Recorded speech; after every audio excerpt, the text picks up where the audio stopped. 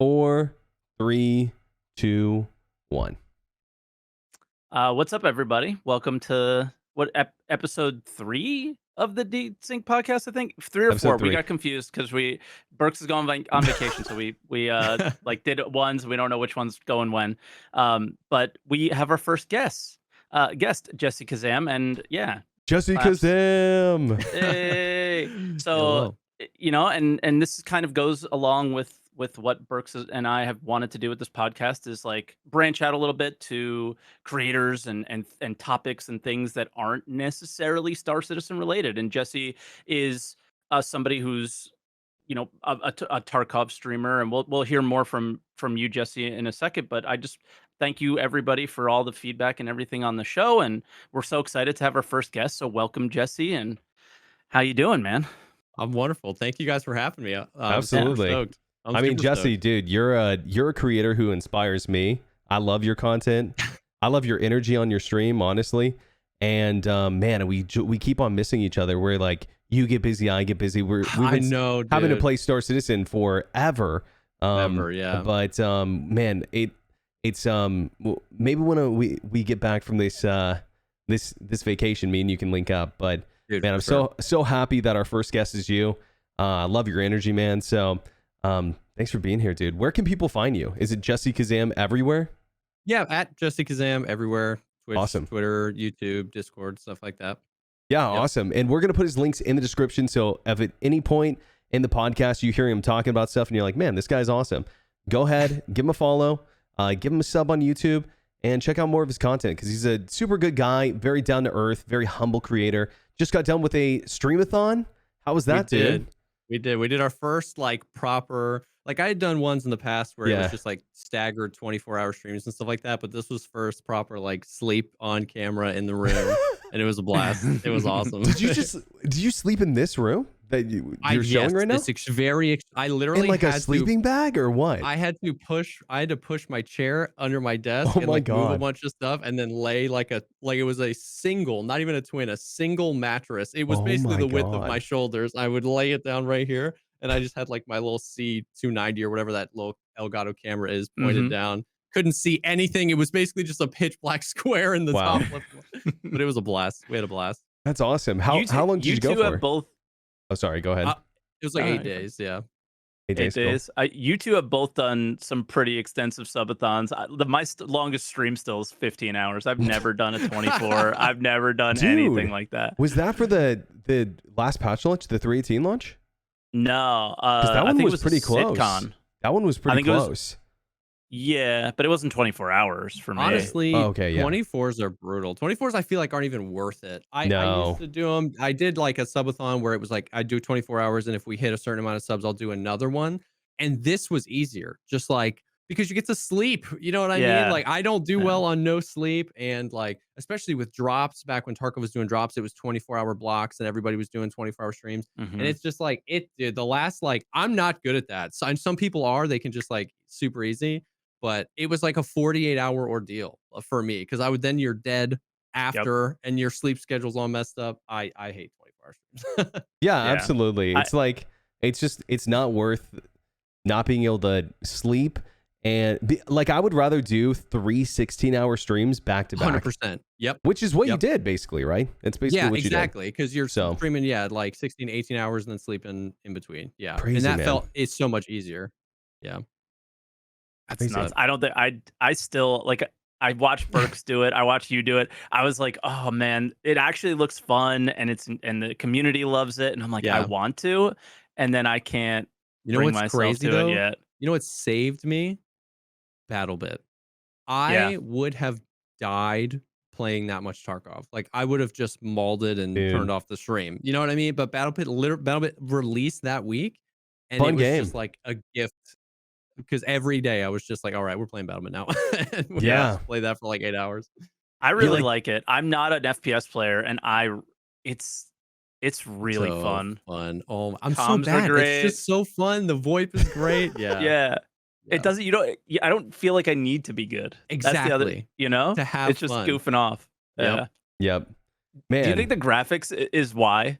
Do you think like I think realistic so. graphics like makes you feel like you have to be like a Dude, Chad? I've been thinking about this. I feel like the gaming world's obsession with realism right now is getting Mm-hmm. in its own way. I Yeah. really do. And I think like you just can't like when people in BattleBit take it too seriously, they just immediately out themselves as weird because the context is so weird to take it so seriously. Yeah. When you Like, look hear at somebody this. yelling like "Get on B," everyone's like, "Dude, chill. You know, we're This is blocks." You know what I Roblox. mean? Like, chill. Exactly, and it just keeps everybody a little bit more mellow, and everyone's just having more fun. It's That's so true. good. That's true. Oh, that's so interesting. Yeah. I I didn't think put that, two and two together until right now. And yeah. I was Dude, like, I've that's been why I can thinking about appreciate the it. game. I really Yeah. think that's a huge part of it. Yeah.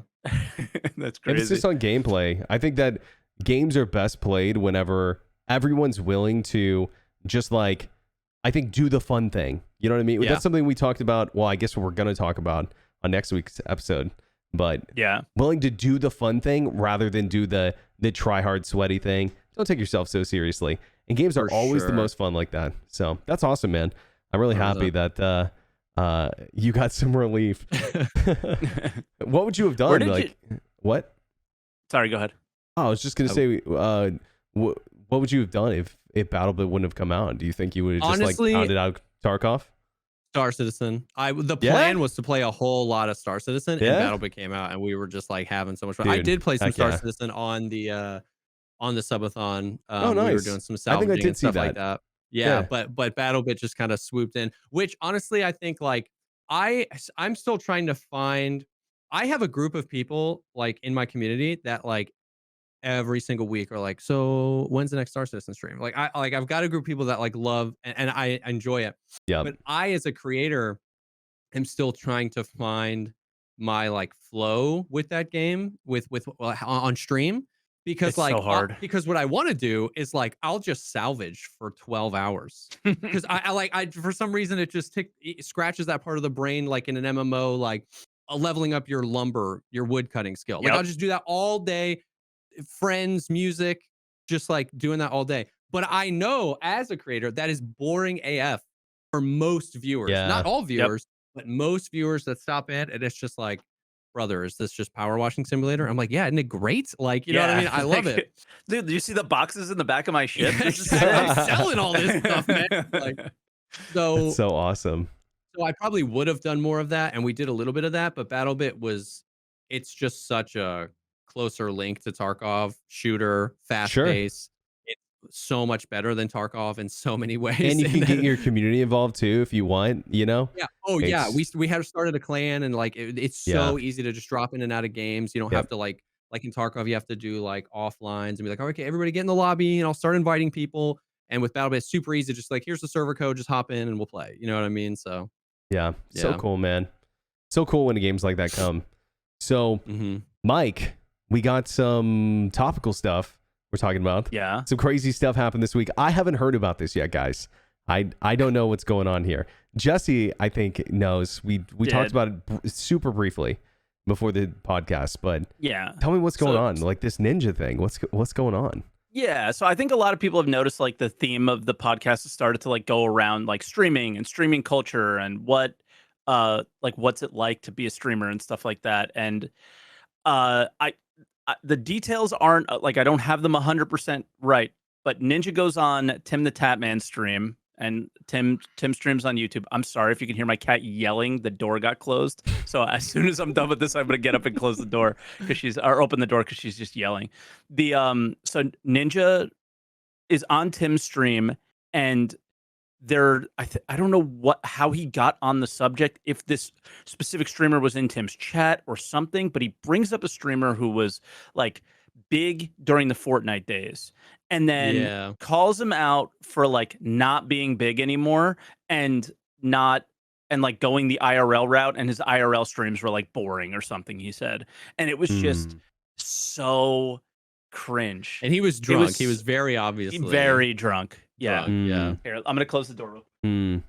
Well, Jesse, I guess I'll get your opinion on it. Did it seem pretty bad? I mean, from my perspective, I'm just like, okay, you know. Yeah, I mean, I guess it was I need to just watch the video. weird. I mean, he was like calling him out for like it was just you wouldn't expect a streamer like that to call somebody else out for Mm, something so arbitrary because he was calling him out for like sure. only has like 1,000 viewers on his stream Oh and my stuff like that. God.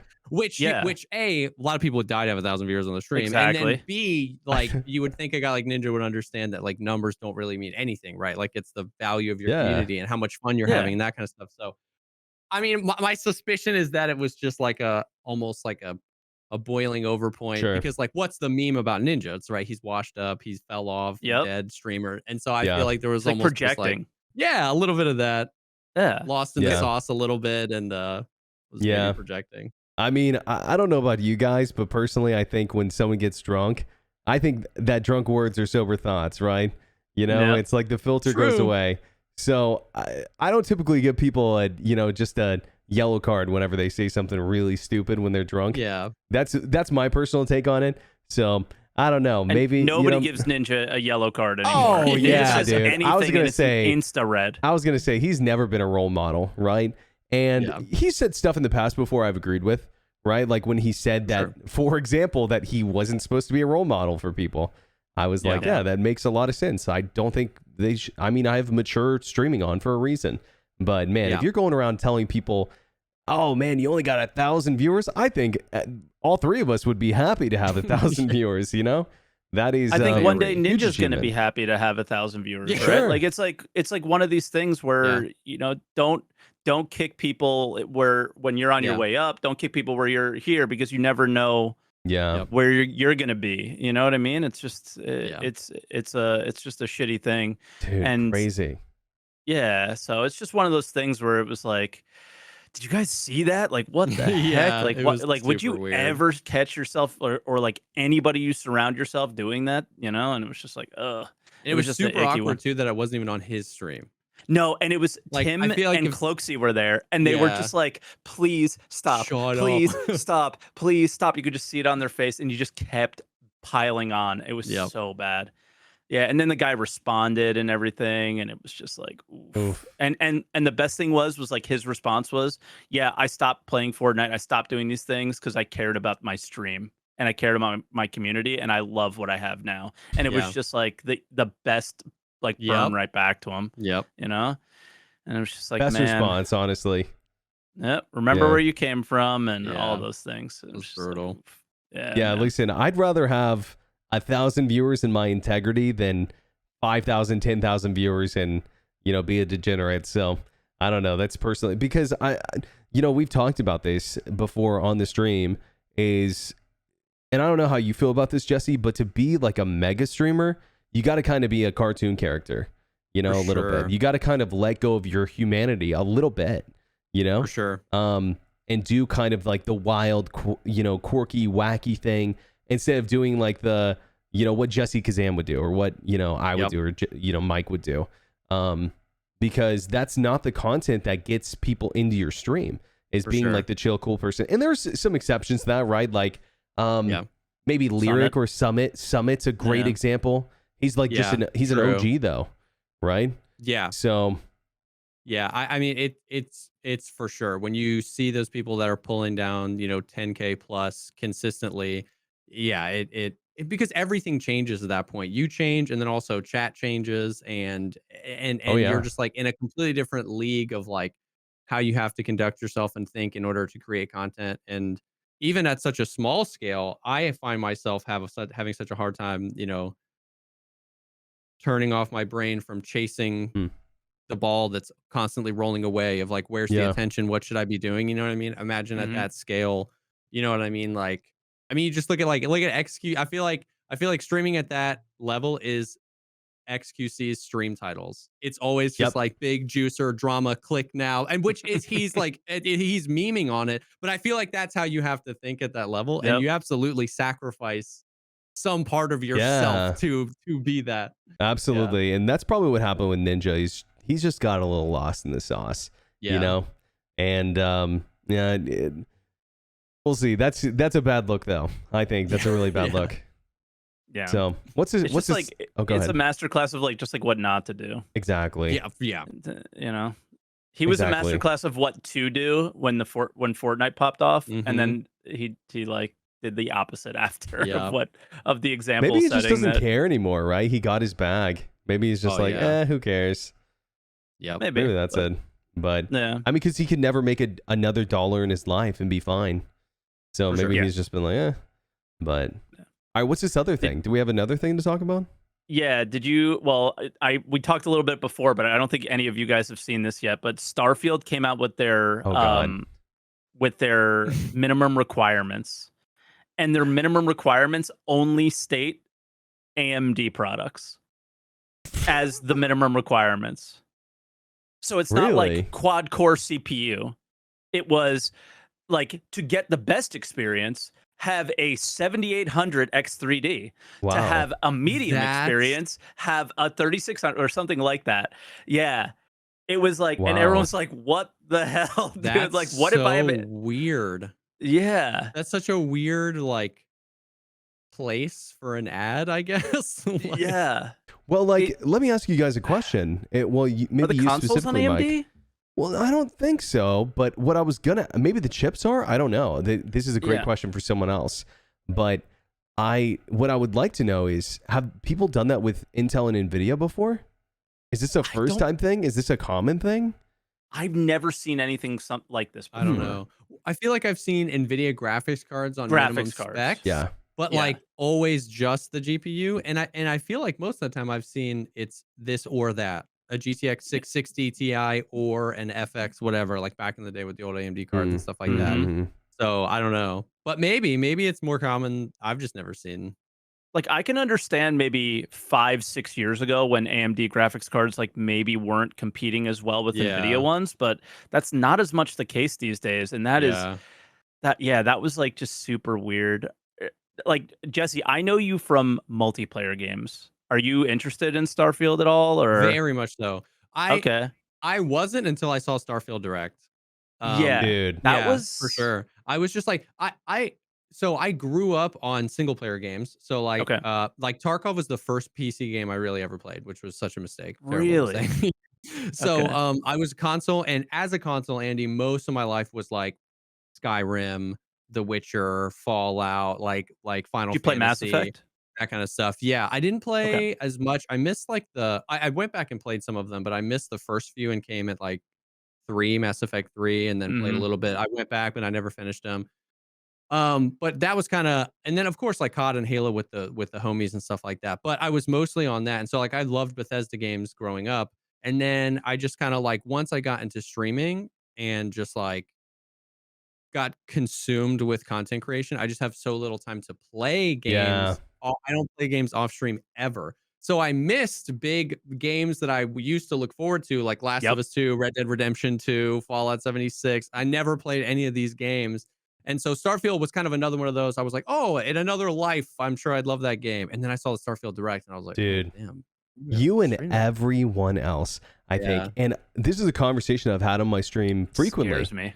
Yeah, well, I mean, I personally, I think that the first week will be huge, and then after that, there's just massive drop off.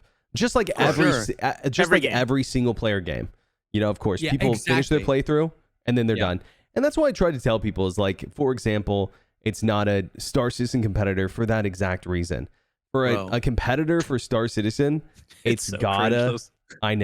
I know, but someone who's close to that world, like I follow a bunch of you guys. Yeah, I laughed so hard that whole week just seeing Star Citizen Twitter blow up on like everybody's hot takes on is this gonna kill Star Citizen? Dude, I was laughing so hard. Well, I loved it. And here's what I even said. I finally get to play Star Citizen. This is pretty good. Exactly. And what I said was, a lot of people are like, well, it's a Squadron 42 competitor. Well, the problem with that is it can't be a Squadron 42 competitor if it's not coming out the same year or maybe even the same decade, right? Yeah. You don't even know what Squadron 42 is. Yeah, that's what I was going to say. It's just, they're both in space, completely different games.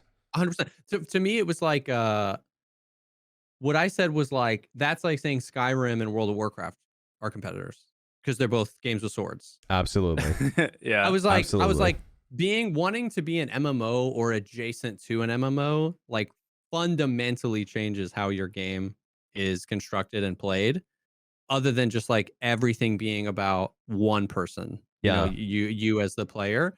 And so, yeah, I found it funny. Now, that being said, I really think that a lot of people are, looking at Starfield as it's gonna not be a competitor, but I think that, oh man, I totally slipped on where I was going with this point. I'm so sorry.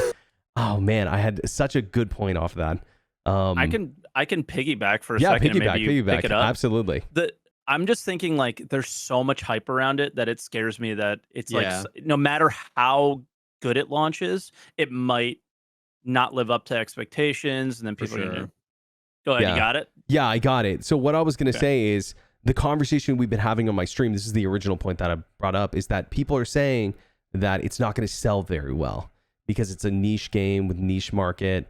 Sci-fi is Probably already sold. But here's That's what crazy. I'm thinking is that look at all the attention that's on it. Yeah. People are not scared of playing a sci-fi game. Look at Halo, right? And I don't think there's edge cases for this. Now, there are some arguments to be made with like Mass Effect, for example, not selling as well as some people would say would be like mega profitable or whatever. But look at No Man's Sky, right? 20 million copies. That's huge. So I don't think people are like scared of playing sci-fi as a niche genre. I feel like there are niche games in every genre. Sure, but I don't know Agreed. that sci-fi. I mean, Cyberpunk 2077 is very sci-fi, and that was sure, like one yeah, of the biggest absolutely. games. I think going It's not back set to in what space. True, Yeah. very true. And I guess that is true. There's like a subsect of sci-fi that's like definitively about space and space exploration. I guess that's true. That might be like a niche part of the sci-fi genre, but Yeah. I don't know. It seems like it's generating a lot of hype. Dude, I think it's going to be huge. I think it'll be as big as any other Bethesda game. And what my I'm looking thought forward is, to it. me too. I just think it's gonna be fun. Yeah, I think Yeah, so okay. too. I think it'll be It looks fun. fun.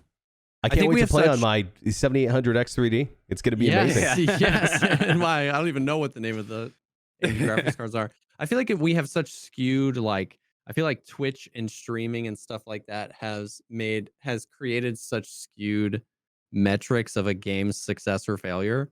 You know what I mean? So Like fucked. 2 weeks after Starfield launches, people will absolutely be Dead saying game. there's only 8,000 people watching on Twitch, dead game. You know what I mean? And it's like, that does not mean that at all. You know what I mean? Yeah. Like, Yeah.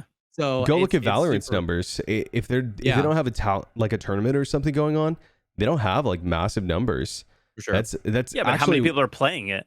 tons, dude. Oh Yeah, my tons of god. people Like are the playing it. Steam games on Steam are any game that's being played on Steam is that's where right? Like Yeah. you can actually see the metrics of who is playing Yeah. and Well, it's a how many Riot people are game. playing. But Yeah, no, I know because it can. I'm saying that's what makes gotcha. like what Jesse's point is like, okay, Yeah. you're but basing on viewership, but if you actually look at how many people are playing the games, Fair enough. you can Mhm. see that on Steam, and it's that's where it's really at. Like Yeah, people are enjoying sure. it just because there are good stream games and then there are good Yeah. games and so even they, concurrent players for a single player game.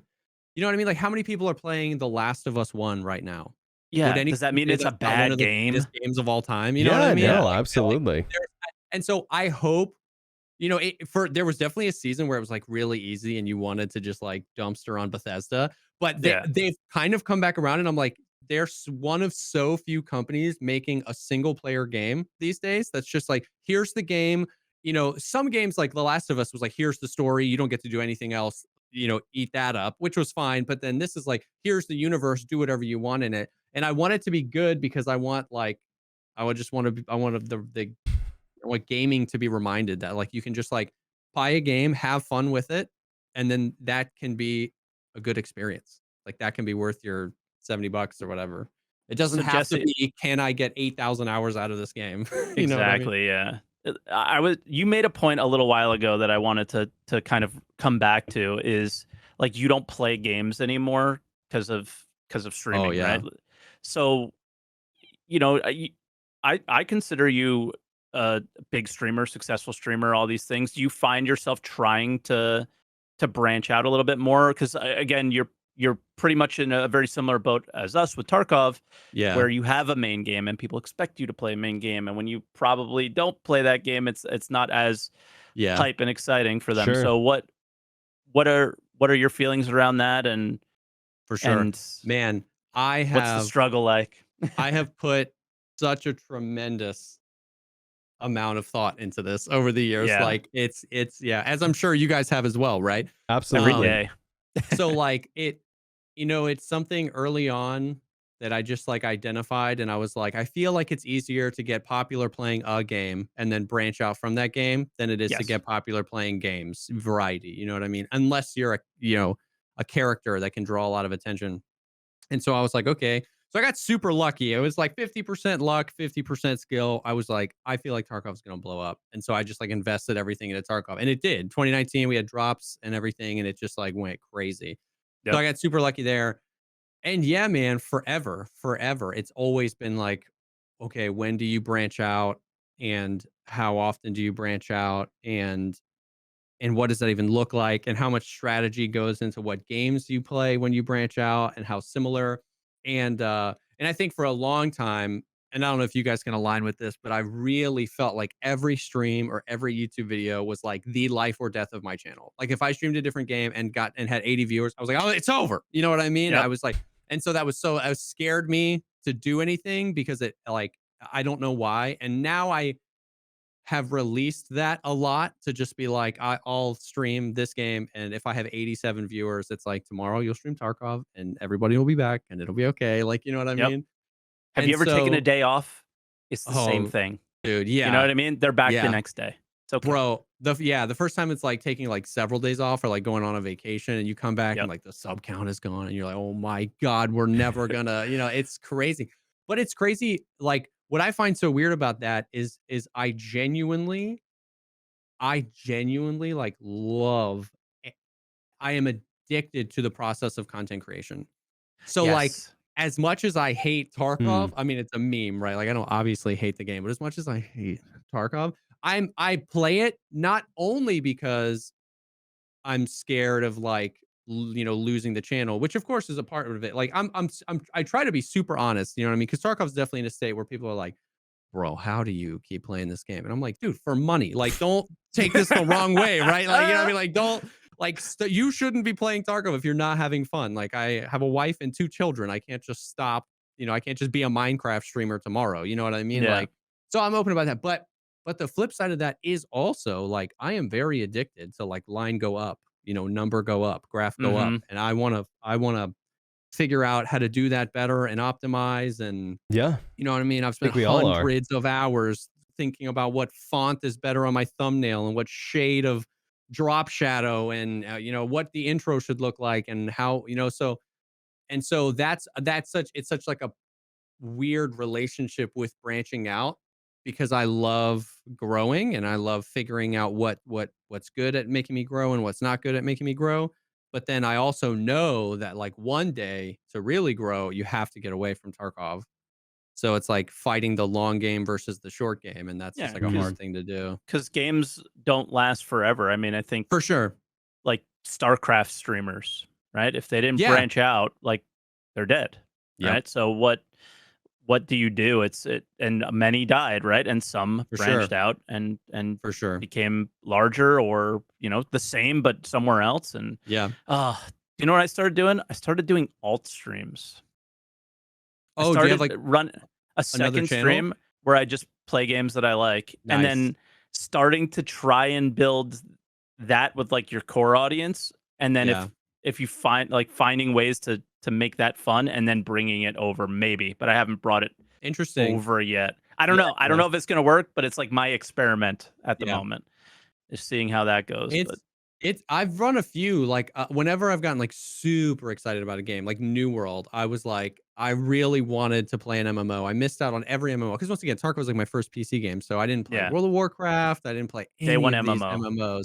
There's And I was nothing like, like it. yeah, exactly. So I was like, I want to do this, dude. And I just remember like I remember just had like 73 viewers, and I just like, you're hitting the rock, and you're yeah, like... dude, I'm literally just hitting the rock, talking to my friends, and then you look over and you try to keep the smile on, and I'm like, nobody said anything yet. Yeah. Oh my god. Yeah, dude. But then I played Star Citizen some and had some success. Like people in the community and my community are like, oh my god, when good you play Star crossover Citizen, there, so, I like, think. So it's hard, yeah, for sure. Somebody said it man. on my stream today how I was playing. They were like, so this is like Escape from Tarkov, but in space.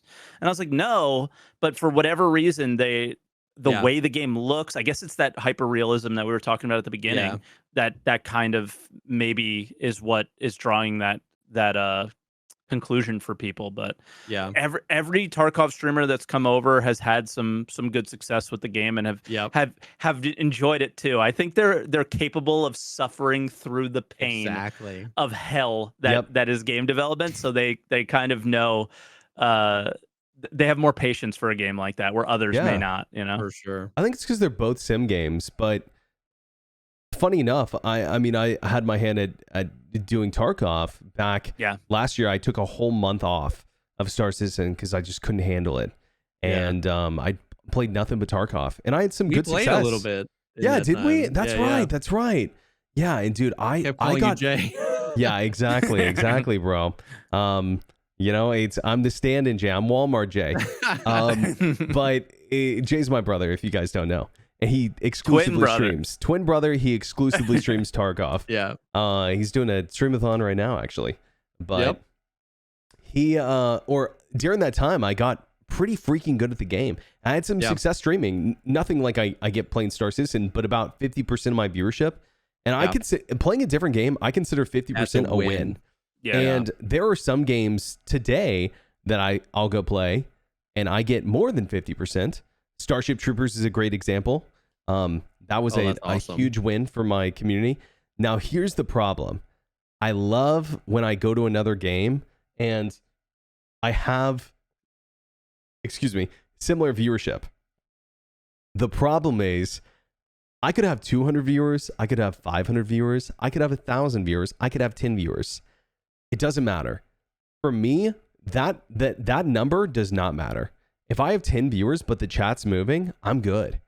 That's the metric I'm looking for, right? And not necessarily like it's the only thing I care about, but man, is streaming way better when people are talking.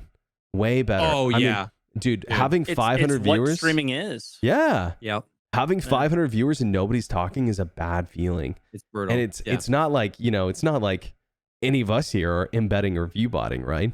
So it's not that I know of. Mike? Mike? No. There was like 2 times in the last like a few months where I was like, is this happening though? Because one time I was just sitting there and like I wasn't doing anything to bring conversation to the chat, but the chat didn't move for like maybe 30 seconds, and I was like, hello, are you guys there? Did the internet die? I said that. They were like, yeah, we're here. And I was like, okay. I've had those moments too, where like I'll say something that like 99% of the time gets a response, and I'll say it and it doesn't get a response. Yeah, and you're just like, hello? Like, wait a minute. Anyone there? Yeah. Is this thing on? I literally did that though. I was like, did the internet just die? Like, what just happened? It was such a weird, different experience than what I'm used to, because I pride myself in that as just having the chat move as much as possible is the goal. For sure. Can I ask you guys a really weird question? Do you guys dream of chat? Brother. No. Brother. Really? Do you guys do? have chat in your dreams? I do. Every dream. If I go to bed like right after a stream, like if I do a night stream and go right to sleep because I'm like, oh, I gotta get up in the morning, I don't dream ever, which I know like scientifically I dream, but I never remember them. Like literally, like I could go months without remembering a single dream. But every time I go to bed too early after streaming, I have this reoccurring nightmare that I am lying in bed, that chat can see me, and that chat is blowing up with like, dude, play the game. Like, what the hell are you doing? Jesse. And I can't get out of it. I exist in between sleep and awake, and it's just like terrible. Jesse, it's not a dream, bro. Wake up. You just did it. You gotta wake up, Jesse.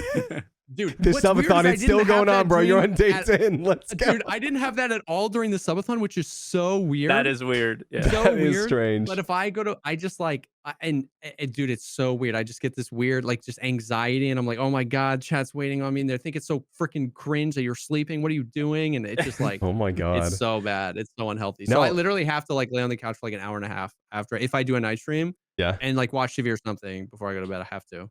Dude, I have my chat monitor on my left-hand side, and in my dreams, I'll like have like my main point of view. If I look to my left, there's chat right there. Oh my god, that's nuts. It's like VR. It's like You VR just chat. burnt it Exactly. into your peripheral vision. Exactly. It's so strange, but it's like it makes sense, That's right? weird, It's man. such a huge part of my cognitive experience now, right? Mhm. It's like I'm always paying attention to it. Honestly, dude, I'll be honest, I hate playing video games without chat now. Like it's not fun. Dude. That's why I did not the alt fun. thing. It's because I was like, man, Yeah. I want to play these other games. You kind of feel guilty not playing it with Yep. your community. But then on top of that, it's just generally more fun. Like I'm Yeah. playing Diablo 4. Yeah. I've never played a Diablo game before. And I'm like, I don't know what to do. Now I get to go, yo, how does this work? And then they're like, oh, Yeah. do this, this, and this. And you're like, oh, sweet. And then you do it. And they're like, see? And you're like, yeah. And then everybody's having, that's streaming right there, that moment, right? Dude. Yeah. It's like, that's awesome. I truly feel like I've ruined video games for myself. Like Yeah. I did a few off stream New World where I was just like gaming because the stream hated it, and I was like, but I was always gaming with homies. Yeah. And even then off stream, I'll like smile and look at chat, and I'm like, oh god, dude, like, you know what I mean? Like, Yep. but I haven't played a video game. Like, I might do a little bit of Tarkov off stream, like clean my stash or something like that. But I haven't like really played a video game off stream in 4 years. Like, I feel like I don't know that I could sit down and play a game without chat there. Like, Yeah. it's Yeah. wild. Has it ruined it, or has streaming Bettered improved it. gaming? Yeah. I think Yeah. probably both. Both, yeah. Yeah, it's a combination. ways, you know what I mean? Yeah. But I mean, overall better, I think, for sure. Because gaming, that's why I got into streaming. I grew up in Florida. I moved to South Carolina. I moved away from all my nerd friends. And I just didn't have anybody to game with. And like, not a lot of my IRL friends at that time liked the game, except for maybe Call of Duty. Mhm. And that was right when Fortnite was blowing up and Ninja and all that kind of stuff. And I was like, and that was like literally why I started streaming, was like, maybe I could get a few people to just like hang out with and game. You know what I Yeah. mean? And then we moved back to Florida and things were just started taking off. And so anyways, so like that's exactly why. So like gaming has always just been better with people. So I feel like in that way, I agree that like streaming has enhanced it because I always have Mhm. people to hang out with while I play. Mm, Yeah. absolutely. I think so too. I think what it killed for me was single player games. Yeah. Because even yeah. when streaming it, like, God, one person that I envy so much when it comes to single player games and streaming is like Carnage. He's like built Yeah. his stream around like, well, everybody wants to see me enjoy the game, right? So he can go and do all the side quests and do all the dialogue and follow the game. Like Mass Effect, like that game, I talked to everybody, did every dialogue option when I was not streaming. Yeah. And before streaming was a thing. And now I feel like, all right, let's get through the story as quick as possible and get back to Star Citizen streaming or something like that, right? And it's just like, Interesting. yeah, so I feel like in that way it's killed it, but in other ways, Interesting. if think it like a depends. character dies in a single player game and chat is just like crying and it's like that stuff is cool. Yeah. But it's Yeah. a lot of ways it's made it worse, but in a lot of ways it's made it better. Yeah. For sure. me, I think it depends, right? Like, whenever I played Infinite Warfare, for example, people were so into that. You haven't played it, right? Because I have, but You it's have? it wasn't that the one with the campaign that people were comparing to Squadron 42. Yeah, it whatever. came out Yeah, 2016. I played it on launch. Yeah, and Oh, that was wow. one game that translated well to Star Citizen viewership because Yeah. you can make that comparison. But Yeah, that's why I played that. game. That was like back when I would not only play Star Citizen. That was a game I was able to play. Yeah. Yeah. Listen, if you're listening to the podcast and you have never played Call of Duty Infinite Warfare and you're a sci-fi fan, go play it. I'm sure it's only a couple bucks. It's an amazing campaign. It's probably what, in my opinion, is the standard.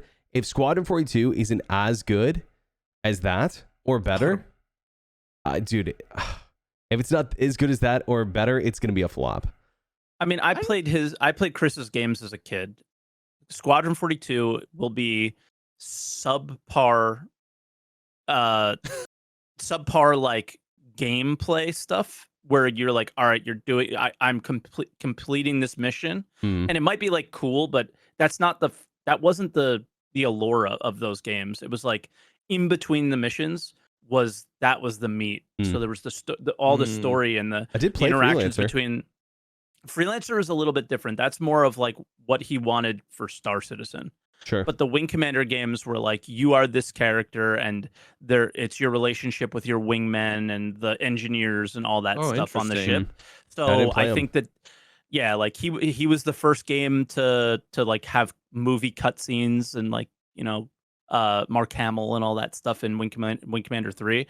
So if that is the spiritual successor to Wing Commander, it is going to be heavy cutscene focused stuff. That is what is going to be the meat of the game. That's my expectation for it. I expect to do like shooty, all right, shoot a missile at this guy, and it's not going to be that hard necessarily. Maybe it will be, maybe it won't, but that won't be the highlight. Would be like, oh, I beat this mission. Yeah.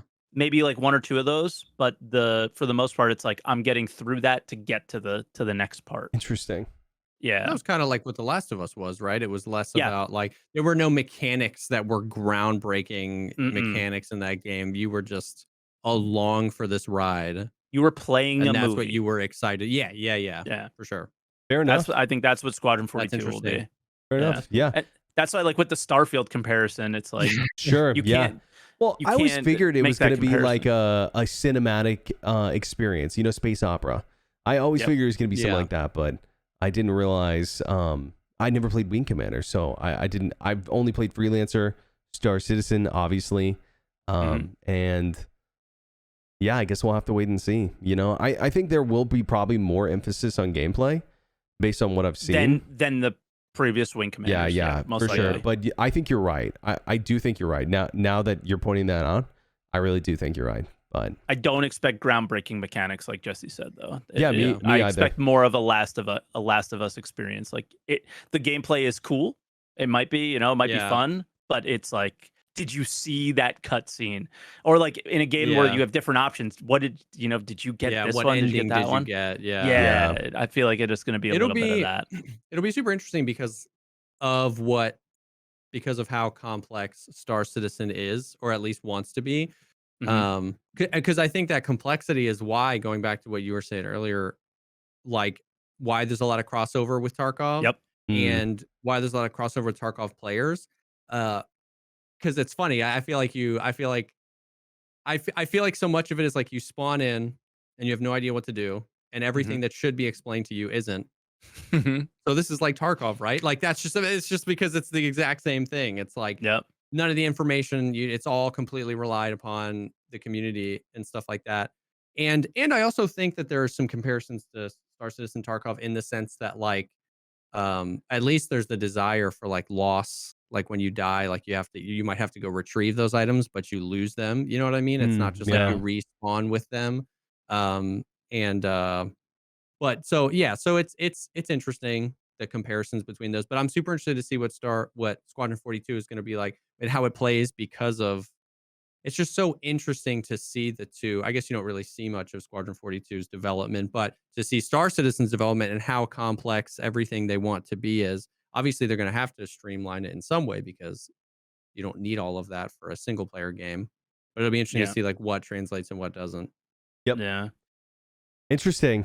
We'll have to see. I don't know. You just touched on something that makes me want to ask Jesse a question. What would you pull from Star Citizen into Tarkov, and what would you pull from Tarkov into Star Citizen? Oh, that's a really good question. That's a really good question. I think what I want the most for Tarkov, what I would love to see most in an alternate universe, because Tarkov people will get mad at me for saying this, is open world. Like I want a world. I don't want to just it all be about just like go in and leave, go in and leave, go in and Yeah. leave, like 5 minutes. I want everything about Tarkov, everything about the movement and the gunplay and what the game is, but I just want to live in the world. And I think Yeah. that's some of the fun I have in Star Citizen Yeah. when it A little more works. freedom. When Star Citizen is working, when it's stable, is that I can just spend 8 hours in the world. You know what I Mhm. mean? Not like back in my stash, managing my hideout, waiting for my friend to extract from his raid, of running a scav raid because I've got this time to kill. Like I'm just doing the thing You're one to just the next. there. Yeah. Yeah.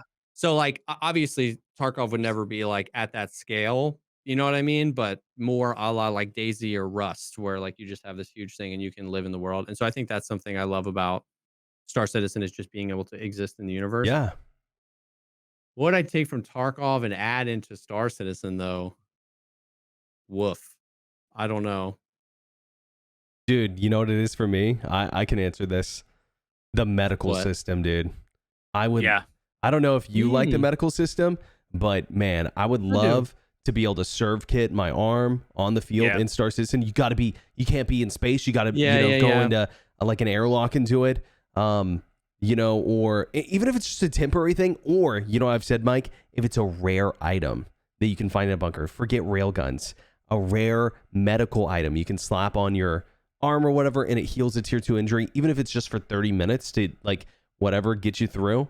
I would Yeah. love a more, I guess, what's the Robust. word? Robust medical system in Star Citizen from Tarkov.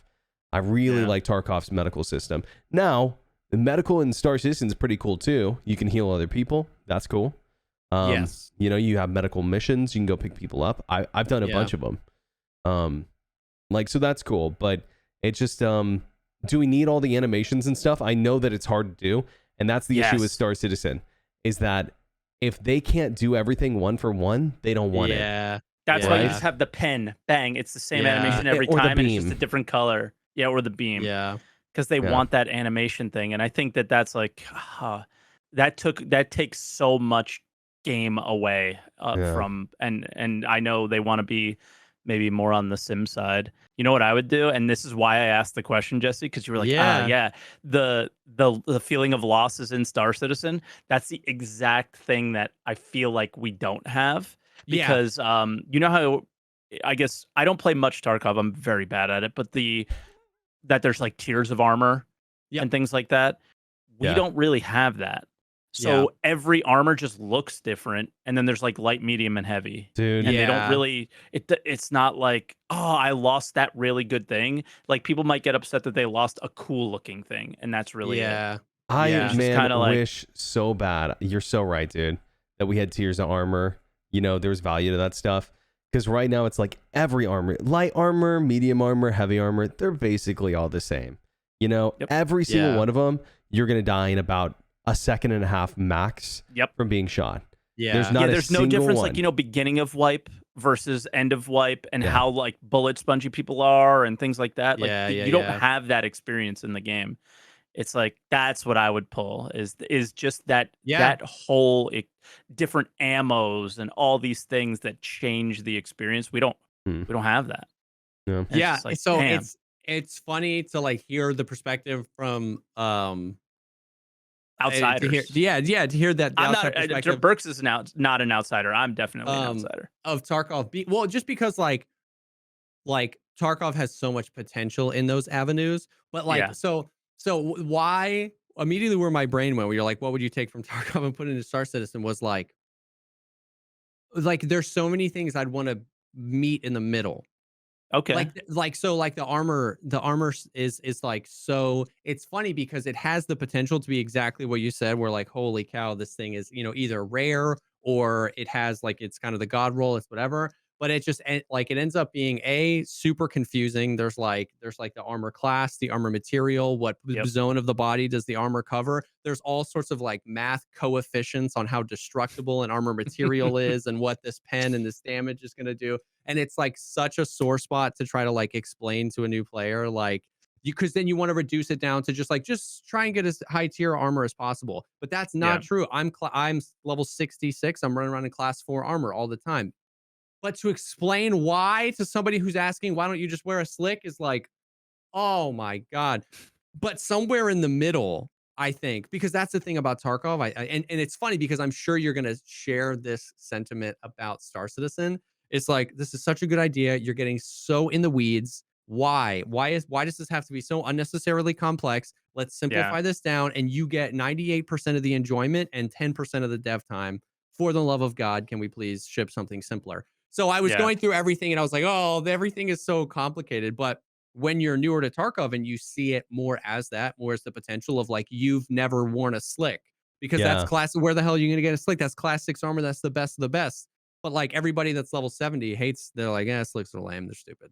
And I think that's the thing that well, I haven't really played Star Citizen enough to know if they've done a good job, but I don't really hold, I don't hold Star Citizen to the same standard. They'll let you know they haven't. Yeah, I believe you. I don't hold Star Citizen to the same standards because like I don't think I've ever died in a firefight in Star Citizen. I guess just ever. I feel like I'm just like walking and then I freeze and then I'm dead, and it like turns out I got shot 30 times by someone somewhere. Sure, you know what I mean? Like, so I feel like experience. That's the like, oh my God, allow me to play this game. Dude. And play the game over that. But when I see Tarkov, which is I just feel like the economy and the rarity of items, because I'm chasing that too. It's so funny in the Tarkov world, like, you know, gear fear is the thing. Everyone's always talking about gear fear. Like, how do I get over gear fear? And man, it's so funny. I never come down on people when they're new, but they're like, dude, how do I get over gear fear? And I'm like, my brother in Christ, you have no idea how much I miss gear fear. Like, that's what makes this game special. That's what I'm asking for in the game. I get a lot of kickback from community members about it. Is like, oh, why would we want that? Why would we want that? And I'm like, but why wouldn't you want to rush? Why wouldn't you want that fear of I might lose this thing that I don't want to lose? I think it was Berks. You were telling me a story yesterday, like that he was chasing somebody and they just got back to. Like you were up trying to pirate a cargo hauler, and they just got back in time. Was that you? To sell? Yes. So like, Jesse, let me explain what happened. So basically, we were staking this guy out for like 2 hours, and he was taking way longer than he was supposed to. By the way, he's sitting in Armistice Zone. He filled up. He's got millions worth of gold on board. Okay. And I mean, gold is like the big thing people are chasing right now. Okay. Yes. He's got millions in gold. This is a huge score. And he's sitting there, and like, you know, all the people in my group are like, he's watching the stream, or they're saying, he knows we're here, or something like that, which I was like, maybe, right? Like, you never know. I try not to call that stuff. I play on an alt account, and we're trying to figure out what's going on. After it turns out he was with another streamer I knew, and they were doing tank battles on the ground, just wasting time, right? And so this guy finally, we didn't know this until afterwards, way afterwards, but he comes out, right? And he starts flying up, and he has to get to 10K, right? And so he's at 5K. We start diving, right? We're all units like moving in on this guy. He gets to 7K, 8K, and he's supposed to get to 10K. He jumps out, and we're like, no, what happened? Like, how is he able to do that? And it turns out there's a bug right now where you can jump at any height. But we had someone who was ready for something like this, and they catch him in the spline jump to New Babbage, right? From one side of the planet to another. A city that he's going to sell at. Yes, the city he's going to sell at. You can now catch people in splines. You used to not be able to do that. So we catch him in the spline jump, and he's 200 kilometers out from New Babbage. And this guy realizes, I'm 200 kilometers out from New Babbage. I can make it. And he starts diving full speed onto the city to go sell. And we're chasing him full speed, 1,000 meters a second. And we're just like shooting this guy. His shields are down. He's flashing red, 100 kilometers, 50 kilometers. We're laying into him, dude. And literally 30 kilometers, he hits Armistice Zone. We lose him, dude. He gets away. They lose, but that guy must have had the biggest rush of all time. That's gear fear. That's the only situation where I think we can have it right now. Yeah. Is a situation like that, and our community actively hates I that. know, dude. I watch a lot of videos, and I know the whole like piracy thing is like a real sore subject. And it's so funny because coming from Tarkov, it's like I want like the whole point is like somebody wants your stuff and you want their stuff. And Yeah. that's the game, baby. You know what I mean? Like I really think that opinion of the community will change as we get bigger. And I think that people who don't like piracy and like outright hate it, I think those people typically are the loud minority, because what's happening is you literally if you don't want to get pirated, there is one trade route in the entire game you can't go to. That's it. Everybody's covering one thing, and there's hundreds of different trade routes, so it's silly. But I think Star Citizen, people are drawn to it because it's an MMO, and I do think MMOs, most of them don't have like the PvP communities in MMOs are the smallest communities. But true. The problem with Star Citizen is we've mashed everybody together in the same place and forced them to play together, whereas most MMOs are like, if you are a Care Bearer type of player, then you go over here, and it's totally fine that you do that. And if you want to take the risks and get that heart pumping, you go over here. And and we don't have that yet. And when we do get our new planet, I should say, if we do get our new planet, what will they change, if anything? And when will the dynamics change then? And the players who want to just chill can, and the players who want to take those gambles and have that heart pumping moment can. The other thing from an outsider on Star Citizen is just like, I can like count on one hand how many times I've had a smooth experience. So like just getting, you know what I mean? It's like when like Tarkov, after this recent wipe, we had like 2 months where like it was almost a guarantee somebody in your raid was just completely invisible and made no noise, but they could see you. But they weren't cheating. It was just a bug. It was just like you'd walk up I to got news for you, bro. And like it's in Star Citizen too, buddy. Oh, I just died to one today.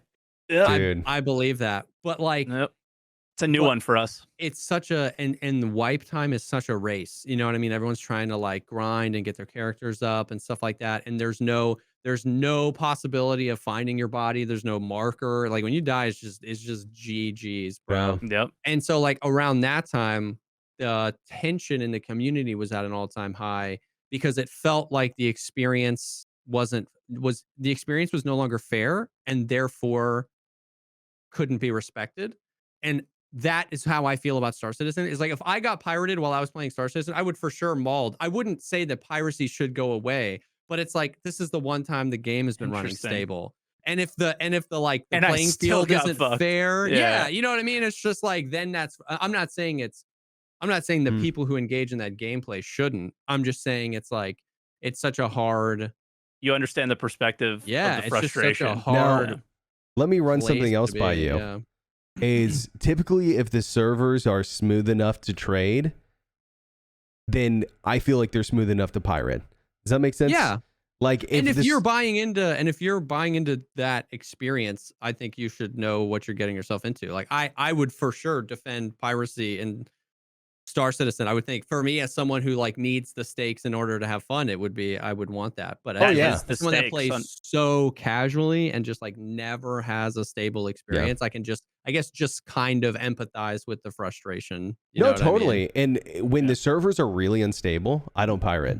Yeah. But to be fair, people also aren't trading when they're really unstable. Yeah. It's too risky. So it's too risky for everyone. So if I can pirate you, I mean, I think that's a sign that the game is in a stable enough place. Not that for sure. Not that this stability is like anything to praise right now. No, I literally think the stability in Star Citizen right now is good, quote unquote, because the concurrency is down. Citizen. Good for Star Citizen. I think it's because concurrency is down, and because people have given up until next patch. I think is literally what's happened. So. People are taking breaks. You get the, of course, there's something to be said for we should come up with a name for it, the Chris Roberts effect of just like sell you big, giant, multi-crew. Yeah, sell you on a team-oriented experience that you can have by yourself. So then that person is kind of, duped into like, well, I got my C2 or whatever the cargo hauling variant is, I'm just going to go fill it up by myself. And then realistically, I feel like you guys, I don't want to put words in your mouth. I feel like you guys would say that that that in a universe where you blink your eyes and Star Citizen is finished and everything Chris Roberts ever said it would be, you would never solo fly a C2 out and fill it up with something. You know what I mean? So Absolutely. it's like that's not at all what the experience is supposed to be. It's what you're sold on. You buy the ship, you want to do it. You feel like, well, I bought this damn ship. I should be able to fill it up and try this stuff. And then, as the pirates, you're exploiting the very real vulnerability of like, why are you one person in a C2? And then it's just like, kind of spirals. Well, and it's not like as a pirate, I want to run into people solo. I'd much rather fight people who have escorts. That's more fun. But this past weekend, I am not much of a PvPer in the game. I very much do love the salvage stuff, love the mining stuff, and I started trying to think of like, I like doing piracy. I love that stuff too, but I know what I want to do when the game is more complete, and it's not that. And so I decided to like call one of my pirate friends and say, try to pirate us. But there were 4 of them and there were 13 of us. Oh my God. And the first 2 times we got out easily because they didn't have the kind of meta ship for piracy, which would be the Mantis, which has like a 20,000 bubble, that like 20,000 meter bubble where I have to be 20,000 meters away just to be able to jump out. If I'm not, I'm screwed.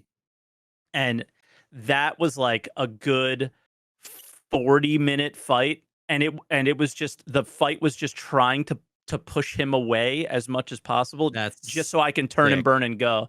And it took 13 of us to be able to do it. That's sick. But that was cool, right? And like, I think they had a lot of fun, and they don't have that experience that often. And then they started going like, all right, well, these are the tactics we're going to need to do in these situations. And it was like fun for everybody, you know? And it was like, that's not the normal experience in Star Citizen. But the moment you start getting those things that we were talking about, like maybe there's crafting, maybe there's tier 6 armor, these things where the things you're trading, the things you're mining mean something, people are going to want to protect them. Yep. Yeah. You know? I saw your video, Berks, of you just like landing to refuel. You see that guy and you see the dudes were up in the air and you were like, bro, just rip it and I'm gonna, and you took them all out. And I was like, that's the kind of stuff where I was like, dude, Star Citizen could be such a fun game. Like you just get that taste of that, and it's like, oh my God. And just to think, I was like, man, imagine once again in a world where Star Citizen worked, you were like, brother, they're out there, they're waiting for you. You're here alone. You're gonna pay me half of your profit, and I'm gonna go kill these guys for you. Nope. You know what I mean? And that guy goes, and you know what the craziest thing is? Choice, right? And like, so sick. You know what the craziest thing is that guy ended up giving me like his entire profit for that run. Yeah. Oh, he gave me his whole profit, dude. Sick. Yeah. He was like, dude, you saved me. He's like, this game is better because of people like you. And I love doing stuff like that. It's not like I pirate because I love piracy. Although it's the interaction. It's the interaction and it's the gameplay, right? I'm an opportunist. So literally, whenever I'm streaming, a typical stream for me, I'm on 40 different servers probably. Like literally hop. I have a route I run.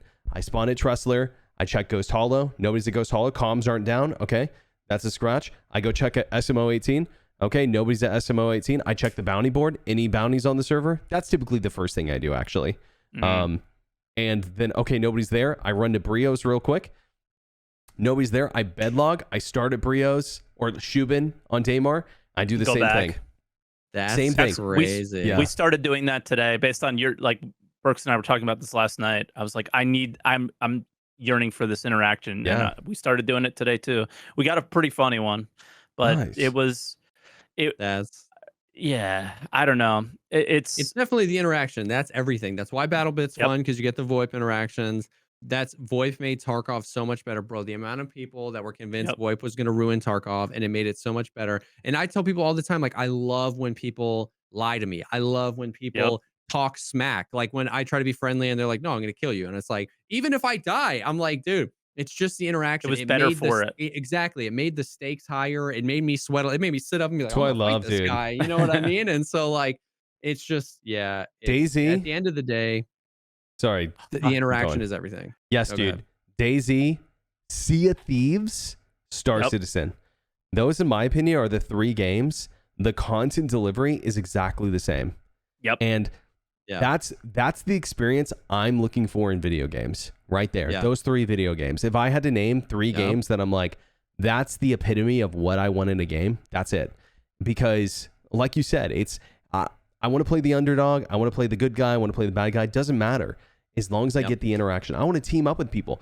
Dude, literally, I had the strangest thing happen to me the other day. I had another streamer who plays Star Citizen call me. He's on his way in. I'm looking at this M2 I'm like, should I pirate this guy? Should I let him go? Maybe he's not buying. And I'm like, maybe this guy's about to get pirated. Maybe I should, wait and see if anyone swings in. I see a red blip come in. Okay, I target him. It's another streamer who plays Star Citizen. And I'm like, no way. He calls me, not knowing it's me on an alt account. And he's like, hey, man, I see you're like in a piracy ship. Do you want to hit this guy together? And I'm like, yeah, like you want to team up? And he's like, Berks? Oh my God. And I'm just like, dude, this seems so scripted. And it's like, that's the moments I live for. The piracy video where I saved that guy. I live for that stuff, man. So much fun. That video. Do you guys know Smoke, who plays Daisy on Twitch? Oh, yeah. That video that Berks had just gave me Smoke vibes. Yeah. Like I think he's god tier, dude. Smoke was really into Tarkov for a long time. Yeah. And fell back to Daisy. Dude, Smoke's content was the best. I still watch it. I watch. Oh yeah, he's still at least one Smoke video because that's everything for him is the interaction. Like it's not Same. worth playing if it's the interaction. Literally same. Daisy, it's emergent gameplay, right? It's do you put the tools in the hands of the players to then create the content? That's how you escape the battle pass and the DLC, right? Yep. You know what I mean? When was the last time Daisy had what was the new season of the battle pass or Rust? It doesn't need it. It's the game, and it gives people the tools. And that's why I'm so bought into Star Citizen is because those games had been relatively limited in scope, right? Like a Daisy map can only be so big. A Rust server can only take so long before it needs to wipe. You know what I mean? And that's the Chris Robert, that's the dream. You know what I mean? But you take that and you scale that up to something this big where like, okay, you add the emergent gameplay. Because traditionally MMOs are completely starved for the DLC. Everybody races through it. Everybody's done. When's the next DLC? When is the next thing? I already have the armor. I played this dungeon. I have this thing. And so what does it look like to take Daisy or Rust or Sea of Thieves and turn that into an MMO? Where there's some sort of like, need, EVE Online style need for the players to prop up the game. Yeah.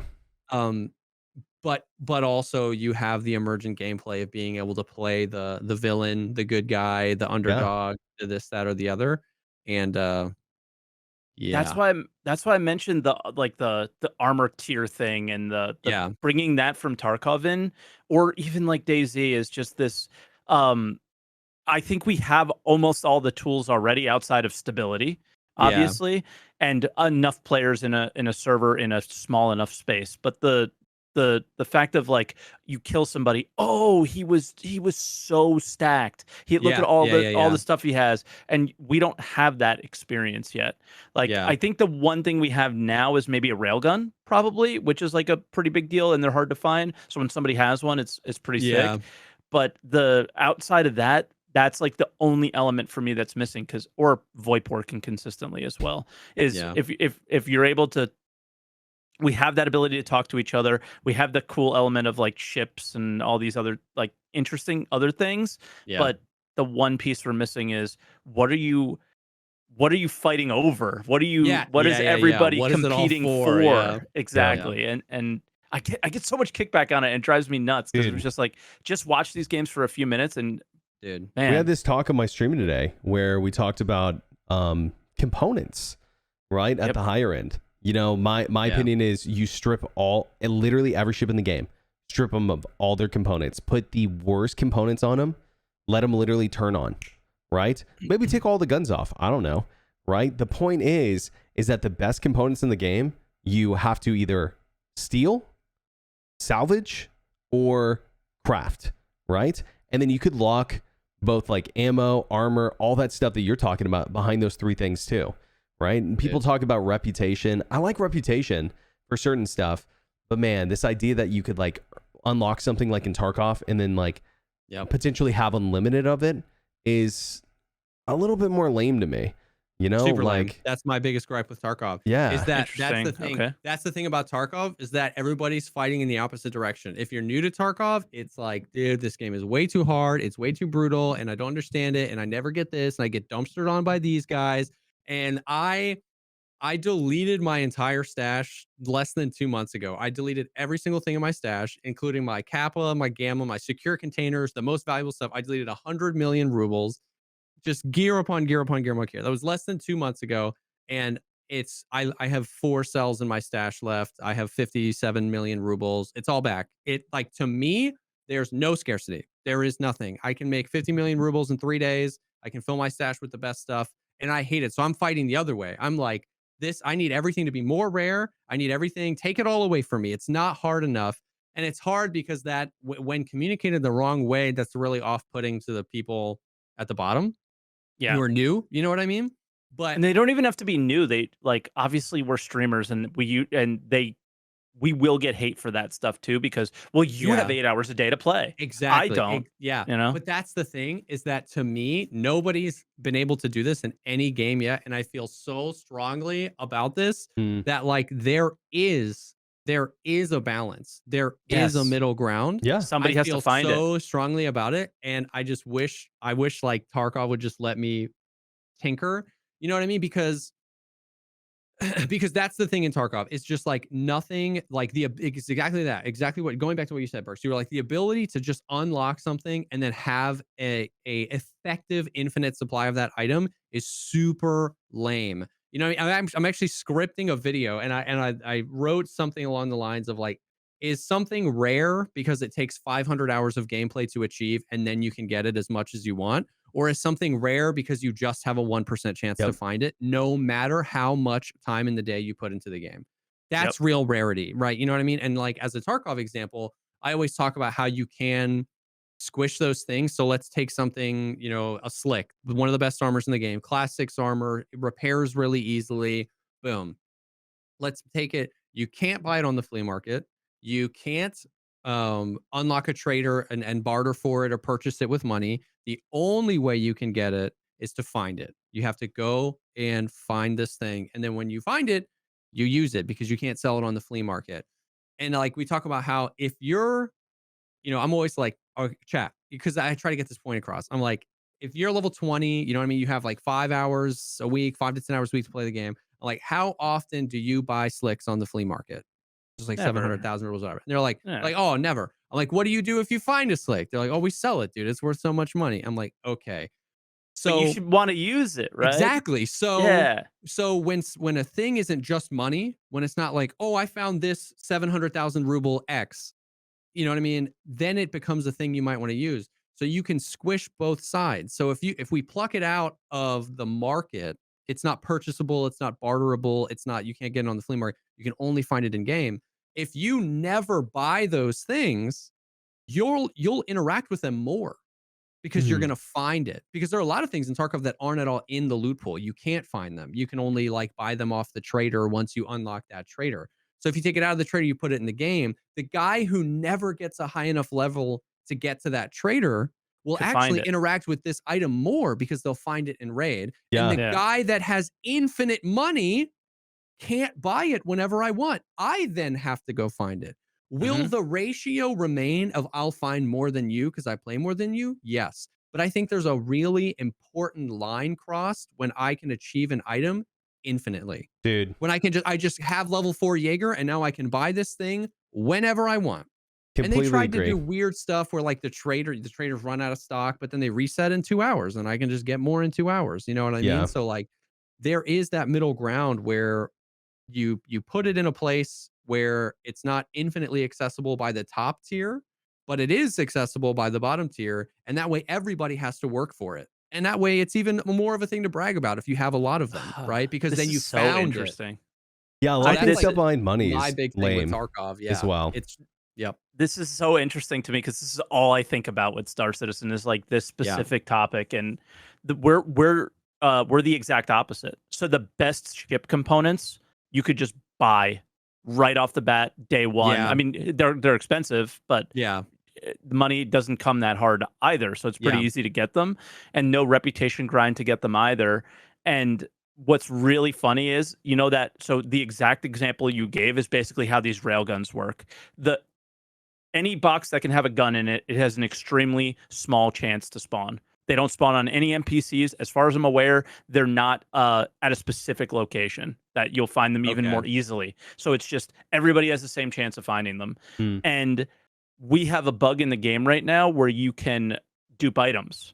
So what the community decided to do was they don't want to go and look for these things. Yeah. Because they don't have enough time is their argument. So then they started duping these items and it's kind of funny because they're justifying it in the funniest way, right? Because the way you dupe it is like you put it in a ship somehow, bug it out, and then when you claim the ship back or repair it, you pay for the item that you're duping. So it's like they're buying it. I'm paying for it. I'm paying you for it. You don't even have to pay for it. It's not in any shop. Yeah, I don't even know. I don't even know. Yeah, you can well, I mean, you can reclaim your ships for free, right? I don't know. I don't know anything. I don't know how the exploit actually works because I don't want to know. You're right. No. You're right. That is kind of how it works. You didn't get everything right, but that is how it works. You can pay to reclaim the ship, or you can reclaim it for free. Repair it. Right. Yeah. Well, you don't have to repair it. You can just reclaim it for free. Like claiming ships is free, but right? Then if you pay to expedite it, you're paying for the expedition and the difference with the gun as well. Understood. And so people are saying it's FPS weapon insurance is what they're calling it. Oh my god! Instead of literally duping, it's so funny, dude. Jesse, you're paying like pennies for a railgun, like 500 AUEC. And a railgun that you cannot buy in the game. Yeah. So that's wild. The craziest justification. And then people will say it's crazy because you know how much railguns were going before the dupe thing happened? 100K. My org was selling them for 100,000 each. 100K. I heard they were going as high as 250 before Jumptown. 250. Whoa. I mean, and here's the deal, Jesse. People don't have money to spend on anything else, or they don't have anything else to spend money on. Everybody has 58 million rubles in Star Citizen. Right. Yeah. Everybody. Because there's no syncs. Right. And so there's a couple other things that need syncs in Star Citizen bad, right? But this idea that you should create rarity based on how much money that people have, and this is also an issue with have you heard about the server blade stuff that's coming eventually? So the idea what is this? I don't even know what you're talking about. Server blades, like AI gunners. No. Yeah. Okay, I know what you're talking about. So the idea is you slot a chip into your ship. Not every ship would have it, but then they can turn it for you, or you can hire NPCs to turn it for you. Which I don't see a difference, right? Like NPCs are just more diverse. Functionally, that's the same thing. Yeah, right? Functionally the same, but NPCs are more diverse. They can go on more ships, right? Maybe they require more or whatever. But the problem is, this is the same issue. If you lock them behind money, they're supposed to benefit solo players. That's what people say. Yeah. But if you lock them behind money and you make them really expensive, who benefits the most? For sure. Super orgs is probably what's going to happen. And all of a sudden you have Eve 2.0. Maybe some people want that. Maybe some people think that's fine. But man, the day that we stop encouraging people to get in the same ship with each other and Star Citizen and play together will be a sad day. And this is what we talked about earlier, right? People don't expect to crew a reclaimer by themselves. People don't expect to crew a hammerhead by themselves. Some do. And so this idea that people are thinking you can fly a whole E by yourself or a whole C even and, trade in it by yourself or maybe even fly a hammerhead by yourself one day is kind of ridiculous to me. Because even if they have somebody do that today at Ghost Hollow, Berks. They stole it. Flies it. No, guy's flying his own hammerhead, parks it down on the ground, gets in the turret, starts shooting at us, and there's 3 ships shooting. He can't shoot that 3 at once, so he just died. It was just like, bro, come on, dude. It's a really hard balance to find, especially when you're trying to sell copies of your game. Yeah. It's one thing to just like come out and drop your game and we're like, we're Dark Souls. This is a super hard game. If you like it, cool. If not, F you, go play another game. That's Yep. one thing. But the problem with Tarkov and the problem with Star Citizen is that we're trying to sell games. We're trying to sell more games and They're trying develop to a game finish as their we go. games. Yeah. And that is super brutal because, like, of course, it's there. There's no universe where anything any of us says doesn't come across as streamer privilege. You play all the time. You're a Giga Chad. But Yep. I played Tarkov, dude. When I first started streaming, I played Tarkov. I was streaming 3 days a week, 3 hours per stream. Like, it was super minimal amount. You know what I mean? So, like, I remember what that's like. But the reality is like, why Tarkov is fun is the pain, is the struggle. It's because, like, in any other game, you can just drop in and kill 3 dudes and die, and then die again, and then die again, then kill 3 dudes and then die, and then die again. You know what I mean? Like a That's more 1v3, DayZ. a 1v3 in battle bit is like kind of cool. But Yeah. like, you'll go to sleep at night thinking about your first 1v3 in Tarkov. Like, when you just dumpstered those dudes and Dude. took everything they had and made it your own. And I was talking to my chat about this today because someone's like, dude, I'm struggling. Like, what do I do? And I'm like, bro, just remember that, like, all I want in this game is to feel what you feel every raid. Like, and like, I seriously, I want to feel stressed. I want to feel like everything's on the line.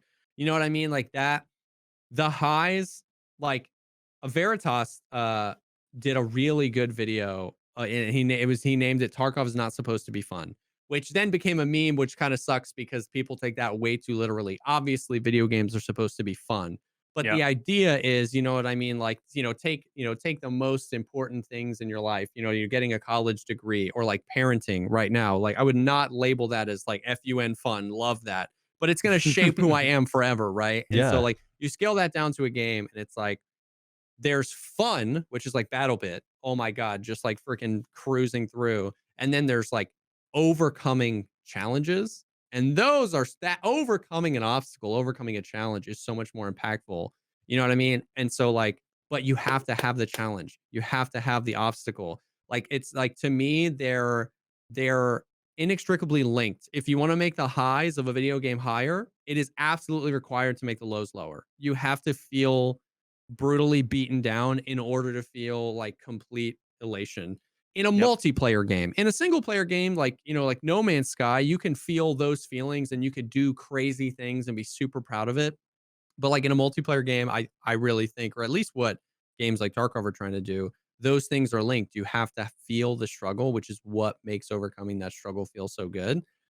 So when you guys like talk about Star Citizen, I'm like all about it. Yeah, I'm like, let's like make stuff rarer, make it loose stuff, more money sinks, more. I don't want to be able to buy anything in Star Citizen. I want Yeah. to be able Same. to. I want to have to travel 40 minutes in my ship on a busted quantum drive for the chance to get this thing because that is what makes it more legendary when you get it. You know what I mean? Yeah. When you do whatever the And thing is. I think the middle ground that you were talking about earlier, the balance is you have 3 tiers of stuff generally. I would say you have like the basic starter tier. Everyone gets that. The medium tier, that's the stuff that's achievable for casuals and for people who don't have a lot of time to play, but it's still pretty good. It's doable. It's probably what what everybody would run on an average day, right? Yeah. Let's say average day. And then you have stuff that is achievable for people who work for it, for people who are lucky, for people who craft it, for people who put time over, a couple of game sessions, whatever. And that's the stuff that if you lose it, it's gone forever, And that's what I want so badly in Star Citizen. And I'm sure that's the kind of what you want in Tarkov too. You talked about it being really complicated. And I think that you can take the system that they have and do it in a less complicated way. So I'm sure. as well. Yeah, I'm sure you would agree with this. And all of a sudden you have a beautiful system. It's not too complex, but it's complex enough for you to care about the rarity, right? For you to like what I want so badly in the game is for me to loot someone and go, oh my God, I have got to get out of here. Yes. Yep. Yes. I want that so bad. Dude. We used to have that in Tarkov, man. Before the traders had everything under the sun. You loot a guy, you kill a guy, and he had a kid at M4, and you were like, where's my extract? Where is it? Like, I gotta go. And it was just like so sick. And that's just like everything's just a dime a dozen now. And it's like, oh, another mutant or another slick or whatever it is. And what's crazy is that, like, another way to balance the whole Chad versus casual conversation is like the best stuff, the hardest stuff to get can be disproportionately hard to get. Like it can be 10 times harder to get and 3% more effective, and we'll still go for it. Yeah. Right? Like that's the thing. If you want to, you don't have to, and I think this is where a lot of like game companies go wrong.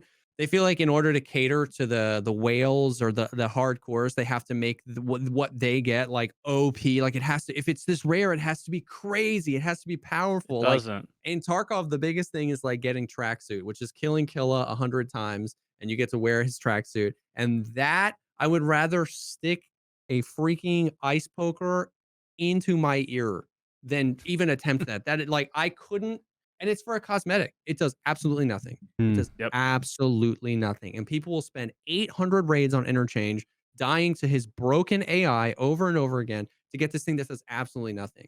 Like it doesn't have to be overpowered in order to, and that's a way to balance that. So the guy that plays 5-10 hours a week still feels like he participates in 80, 90, 95% of the thing. But then the guy who's got 50 hours a week to play always has something to do. Yeah, And absolutely. I really think there's a balance to be had there. Yeah. Everybody's just missing it. Yeah. Everybody's just like way off with it. I agree with you. And I think that's a problem that Star Citizen has is they are trying to be a little bit too inclusive with that kind of stuff. And a great example of that was the Vandal mask, right? Oh, Okay. So basically, oof. oh man, I brought up a sore subject here. This is the sore. There's no sore So- subject. There's somebody in the comments will be like, Mike, shut up about the mask because it's No, but I Yeah. agree with you. I mean, I almost didn't get it because PvP was in such a bad spot for me at the moment that I was just like, it's not worth it. And I pulled together in the last day and got Do you know them how all. this worked, Jesse? So No. basically, Okay. yeah, you can tell him, or I can tell him. Doesn't matter. I guess I'll start with it, and we can. Seems like We you're can, more go passionate back about and than me. I am. Yeah, because this was a really big moment for me. I was the minor guy. I didn't do any Okay. any PvP really like at this point. And this event comes out, Halloween event, and there's a few different two different items you can earn in the game, which is the first time ever that Star Citizen put something in that you could not pay real money for. Whoa. Right? Big Big deal, time. dude. Moves, big moves. Deal. Big moves, Chris. Thank you very much. So one of them was go to this location that there was no like quantum travel to. And it used to be much cooler where you had to follow this story and like find these clues to get to this little location around Yellow, which has like an asteroid belt around it. Mhm. Called And- Benny Hinge. Benny Henge. There's a bunch of vending machines that look like Stonehenge, and one of them fell on a character on an NPC, and you could steal their helmet or whatever from them now, which is actually really Interesting. cool. But you got a mask for going there, right? So that was like for the casual player. And then they did one where you had to kill 50 different individual players within a like 2-week period. So you couldn't kill the same player over and over again. Whoa. And I'd never PvP'd before, but I'm a goblin, and I'm like I want everything. Yeah. So I'm going for it. I'm trying, and I'm terrible. And somebody who's really good at PvP comes in and starts teaching me, like, dude, all you gotta do is put this gun on, do a little bit of this, and you'll be fine. And he like kind of Sherpas me through it, like to use a Yeah. Tarkov term, right? And yeah. I have the best time of my life. I get the mask. It's like, this is my trophy for this like really great moment that I had. Yeah. And then Jesse. Berks, you could tell Jesse. tell People- this was people- Halloween 2019. Then Halloween 2021 or No, 2022. no. Back up. Back up, Mike. People were lining up, Jesse. Oh, in but this rows doesn't even of bother me 50 anymore. Okay, but As much. this is part of it though. It In is hilarious. rows of 50, and they were taking each turn. This was back when the Turns. Cuddy Red had the respawn on it, and you didn't lose your gear. You just respawn with all your gear on. So people were taking turns, literally plowing through each other in We groups called it of 50. conga lining. They conga lined. Oh my god. Yes, to earn these masks, and they said it Entire was. And Discords were created with hundreds, if not thousands, of players to do this specific thing just to get the mask. And instead of playing the game. They were claiming it was unfair from CIG to create a collectible that wasn't available for everyone. And it's wild that literally people can't appreciate rarity. There are people who can't appreciate rarity. You know, if you weren't a part of it or you didn't have the skills to do it, then too bad, you know? And as someone took it to another level. Okay. They took it to another level. You tell me this part because I'm not quite sure where you're going with this. Go ahead. Just last year. Go ahead. Last year, they do another Halloween event. No PvP involved. All the same items. Okay, technically not. Oh, the item that you find. Yeah. That's right. And okay. I blew my top on this. Jesse. So the item I totally that you find. forgot about this. Yeah, the item that you find at Bennyhenge. So now they have loot containers in the game, which we didn't have before. So they put all these things in loot containers. Now there's armistice zones where you can't pull out a gun and shoot anybody, and then there's non-armistice zones. The only place that you can find these masks were in non-armistice zones, but there's a lot of these locations that you can just jump to. That there's no risk at them at all. Yeah. And people were finding them in these containers, so they would just bedlog at the location and then go to a different server and go These until were armistice zones. No, Mike. No, like well, maybe you could find it in armistice. You could find the Vandal mask in armistice zones, 100%. That's even worse. Yeah, that makes it even worse. Armistice zones. But what they did was the Bennyhenge mask. They made a different one of it, so it was green instead of red. It's cool. I'm like whatever. Yeah. The Vandal mask, exactly same name, exact same look. So now the mask that I have, even if people killed the 50 people, now just people 2-3 years later walked around the game, opened a container, and now has the same trophy that other people have for like having earned it. It was just, and I just that's a real bad precedent because you just like caved. You just caved. I pleaded to our community manager. I was like, dude, how hard could it be to just give it a different name? How hard could it be to just change the color of the eyes? And the best part is they had a 6-month period between the time that we earned it to the time they attributed it to your account. Don't tell me you couldn't have made that a priority at any point. They didn't. Dang. And I was just like, bro, that was the day a piece of me died with this game. Not to mention that patch literally got delayed so that they could add that in. Yep. Oh. They literally delayed the patch so they could add those masks in that event in. It's so weird.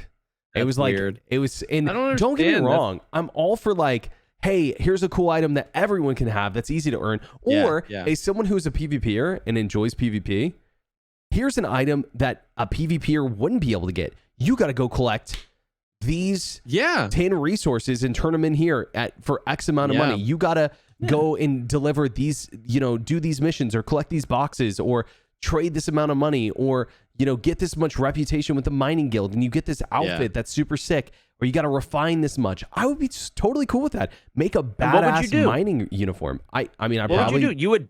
You'd buy it from that player. Or buy it from the player, sure. Yeah. Sure. So that's the struggles. Star Citizen either wants to monetize the struggle right now or just make it or remove it altogether. Dude. Whereas they should be like what Star Citizen was so good about and all the things that we talked about, like great about it earlier, is giving the tools to the players for emergent gameplay. They're literally taking some of those away by doing stuff like this. Yeah, exactly. So insane. Like, rarity, it's so insane. Yeah, has to be a part of it. Jesse. It's brutal. It's just because like everybody wants everything until everyone has everything, and then everyone realizes that sucks. A lot. It's funny because like, dude, Tarkov is on the opposite. Where like Tarkov is on the complete opposite of the spectrum. Where I'm like begging them to do stuff for like casuals, please. Like the most they've been doing these like events. They're not really pre-wipe events yet, but they've just been doing the events. And the most recent event was like you have to kill 30 PMCs while under the effects of this stim, and they change the properties of the stim. And when you take the stim, you take 1,000% additional damage. So oh my god. yeah, so it's basically Wow. it's basically kill 30 PMCs without taking a single point of damage, because then you die, and when you die, it resets the quest. So if you're 29 out of 30 and you die, it resets the Whoa. quest. Oh my Is that god. a is That's that a Kappa insane. quest? No, it Oh was my just an God. event. It's a just pre-wipe. like, Oh my yeah, God. it's just like an event. But it's like, who's Sorry. doing that? Who's doing that? 7 people, right? Like, I'm Yeah. not doing like, and that came with like a video on their Twitter and like a new quest in game, and there are rewards. And I was like, whose time was wasted on this garbage event? Like, if you want to do that, cool. Do that for some real arbitrary reward, but then do it alongside a different quest that's like kill 10 PMCs under this different stim, and this different stim is 50% extra damage. Like, it's just like, and I'm like on the complete like Tarkov is just like, yeah, just kill everyone and don't ever die, or if not, I don't know, go play Fortnite, I guess. And it's just like, oh my god, like it's so weird. What's the dynamic with the overall community and their content creators in Tarkov? Is there like a lot of um appreciation for the points of views from people, or is there a lot of pushback from like shut up content creator? Yeah, mostly that. Yeah. Anybody that does any sort of like opinion piece, it's mostly pushback. Dude. Yeah. We've see it. carved, dude. I've I bet you too. I mean, I all bet the even just time talking I to see, Jay, like, oh man, these Tarkov streamers, they, the game was good until they opened up their mouths and blah blah blah. Oh, Yep. BSG catering again to the the Tarkov streamers, blah blah blah. There's Every still time there's a it's podcast with brutal. Nikita, it's like terrible. yeah, Like with yeah. the streamers, he's I've stopped noticed that. doing that, which is so good. There's still entire like changes to the game, like paradigm shifts to the game that people just attribute to like Clean did that, he ruined the game. Mhm. Pestily did that, he ruined the game. Pestily got this person to do that. But you know what's Mhm. funny though is that like it's funny because it's so fake and it's so malleable, because like earlier this year Veritas did a video and it was like, is Tarkov moving in the wrong direction? And he just like huge exposition on like Tarkov used to be fun, it sucks now, basically, is the TLDR. And Sure. then like basically 3 days after that, Nikita was like, tell me what to do and we'll fix it. And they made like tons of changes to the game.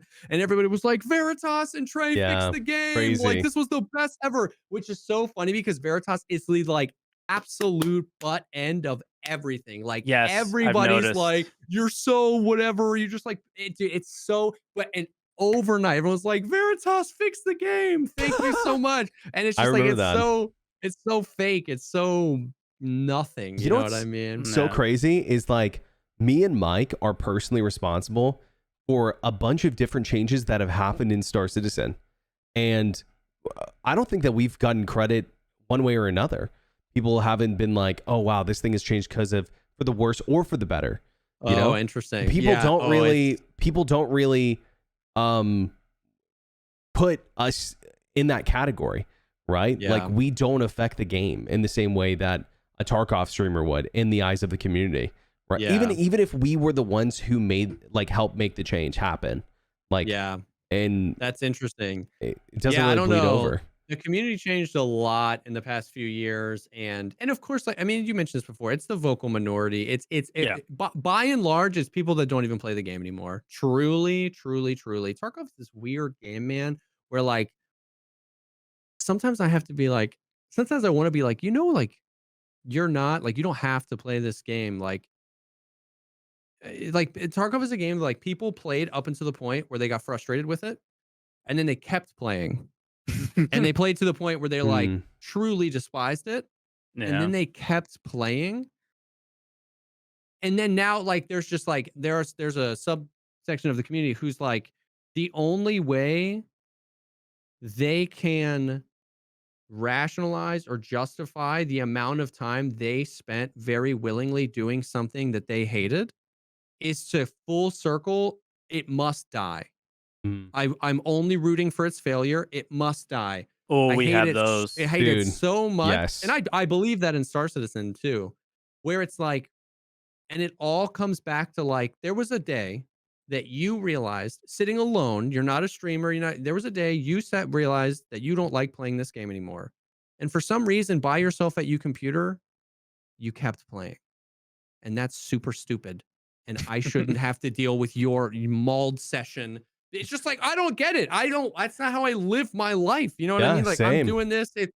I'm doing this as it's my job. You know what I mean? Which I know people get super weird about streaming as a job and stuff like that. But J it's just Omega like, Lil B, man.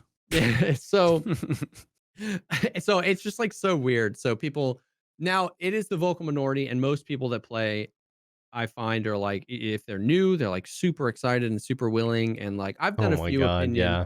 I've done a few opinion piece like YouTube videos and stuff like that.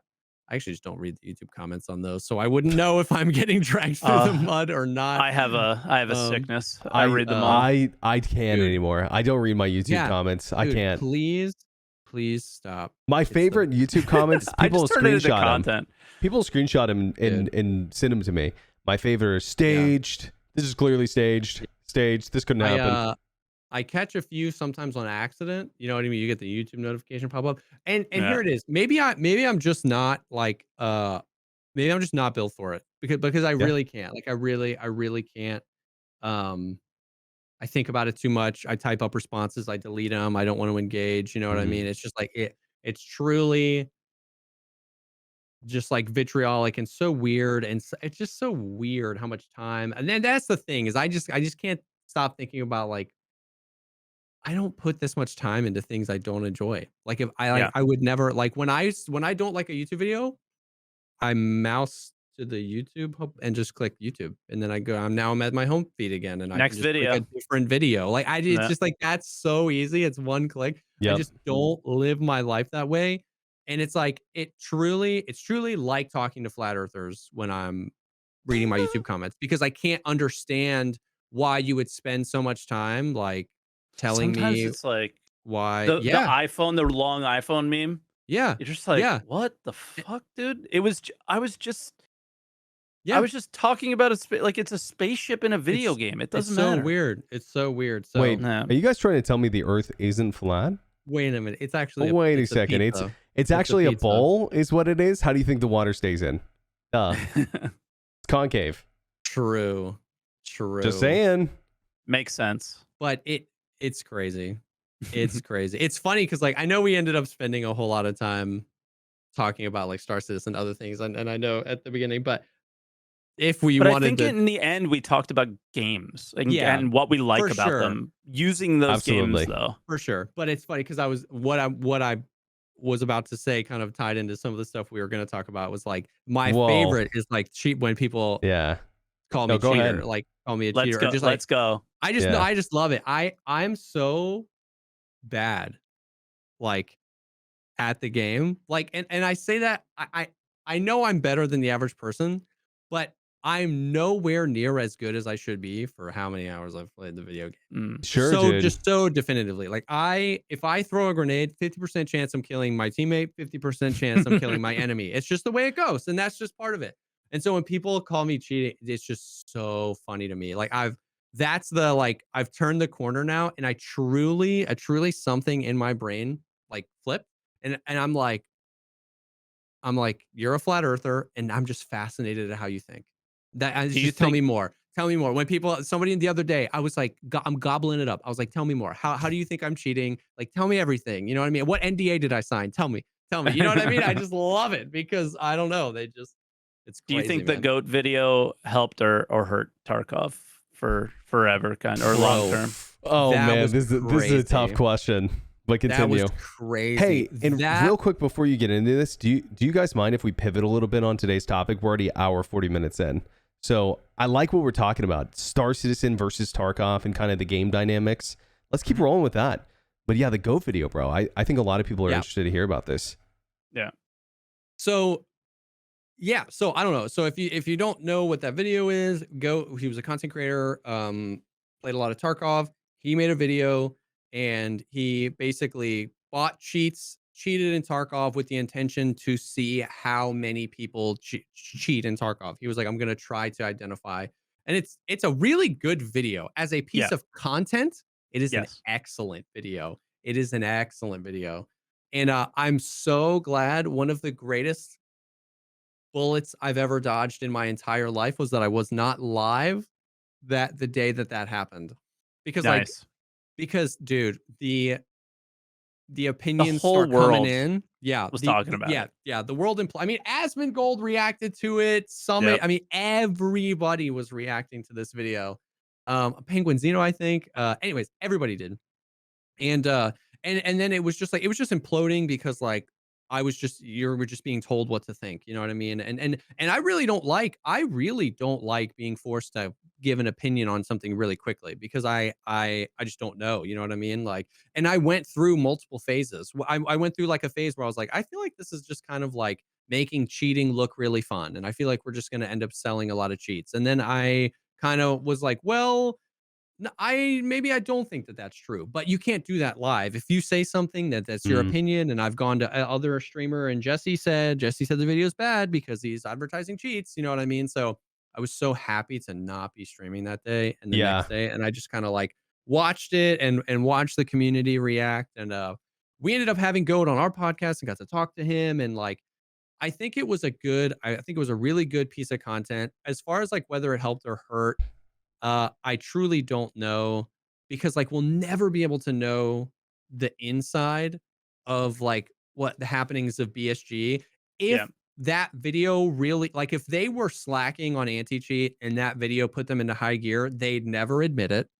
No. And on the flip side, if they were literally doing every single thing in their power to combat cheating and that video did nothing, they can't say that either because then Yeah. that looks like they're attacking GOAT.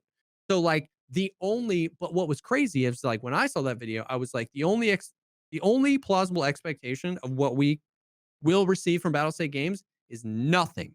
Yeah. Nothing. But everybody saw the video and expected like they expected, Nikita to come on alive and be like, bros, he was right. We don't ban anybody and we're going to start.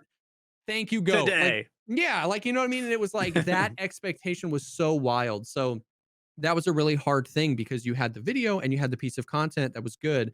And then what came was like how other people perceive and take the video. And that's hard to split apart because then if I'm attacking, if somebody comes in and I'm like, bro, shut up. No, they're not going to do anything. It's like, Mm. oh, so you think the video was terrible? And it's like, no, I just think your perception and interpretation of the video and what you expect as a result of the video is dumb. So it was really hard to tell. I think they did do some things where they started like posting just like a list of everyone they banned. And they did that right Just after kinda the weird. video, right? Like 3 days after, and everyone, from what my assumption, everyone thought that was like a response, is what they thought. Yeah, I didn't for really sure. take it as that personally, but Yeah, I felt like it was too close to not be at least a nod to it. You know what I mean? Yeah. It was too like you had to kind of know. yeah, I don't know, man. It's they'd so seen the video at that point for sure. yeah. Oh yeah. I try to like distance myself from that because um I try Controversial. not because of that. I try to acknowledge Hmm. where I am ignorant. Sure. And that's a okay. place. Yeah. It's I'm ignorant and it's not I'm ignorant and I can just learn it. It's I'm ignorant and it's an unknowable. Hmm. It's literal spy espionage stuff like anti-cheat in video games. It's like you can't talk about it. Like if you develop it, you can't talk about it. You can't talk about how it works. If you're making the high-end premium cheats, you can't talk about it because you don't want other people to be able to replicate your cheat and sell it, and you don't want your cheat to get found and banned. So nobody's talking about anything, and all we have is, and that's what I wrestled with at first with the video because I was on one hand, I was like, "Goat, like this is really complicated and you're kind of oversimplifying it." But then on the flip side, he made really strong arguments, and it was like, Yeah. bro, and it seemed really like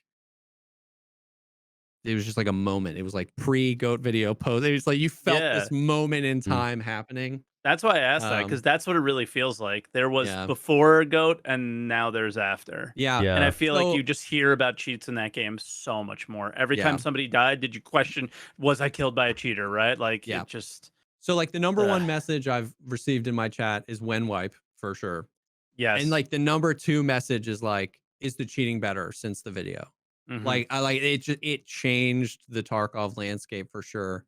And it's hard because, like I said, I try to stay away from that stuff to talk about because I'm just so ignorant and it's so hard to learn about.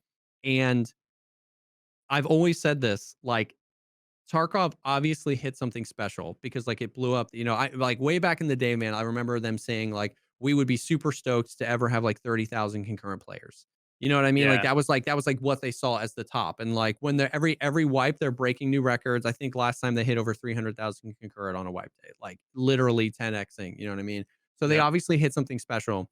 But the flip side of that is if you came to a cheat developer and you said, design a video game where you could make the most money cheating in, this would be he would reverse engineer Tarkov and he would make Tarkov.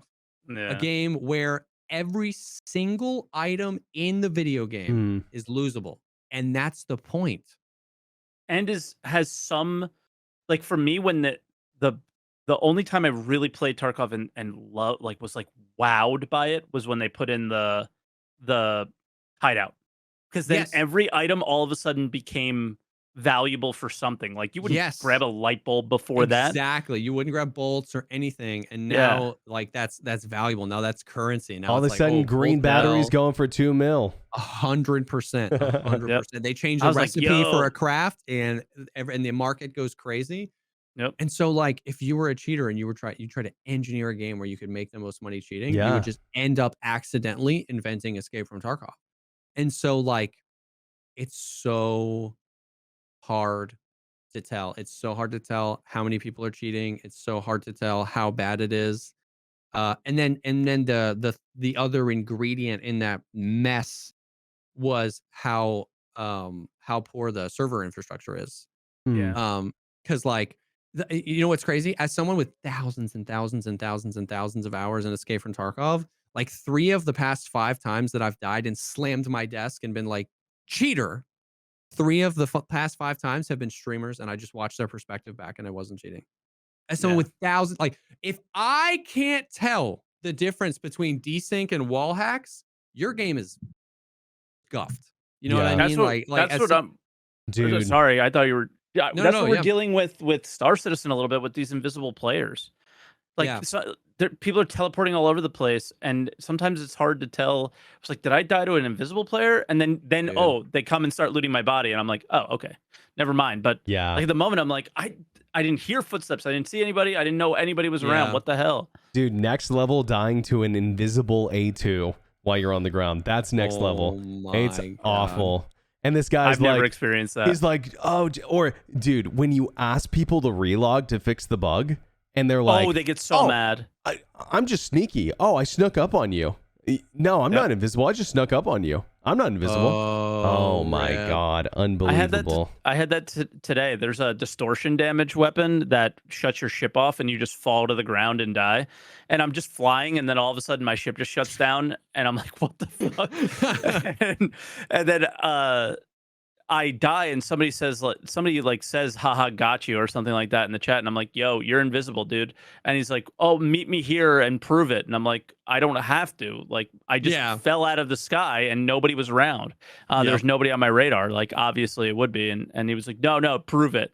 And I'm like, no, just log out and log back in. It'll be all right, dude.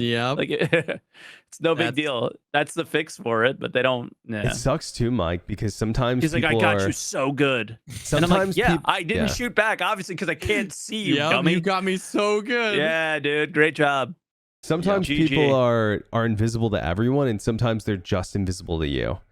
And I don't know what the difference is, but it's happened to me. Where I had a CIG dev come and investigate a guy who was invisible to me, and he could see him.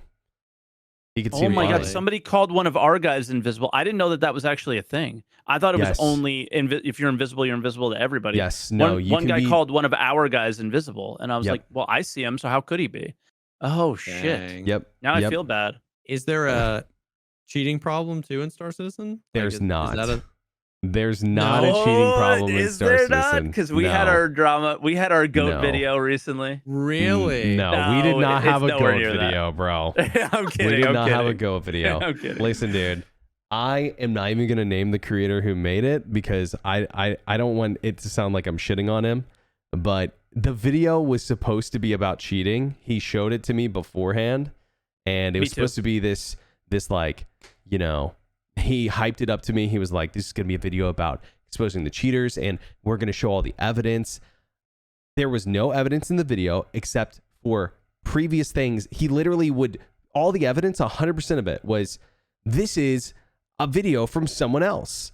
And that was the entirety of the evidence. But the first 15 of the 20 minutes was basically, it was a stormy night back in 1975 on a Wednesday. And I was, you know, doing this and this happened to me. And I'm like, dude, like, I wish that you wouldn't have built this hype up around cheating being the main primary source of the video.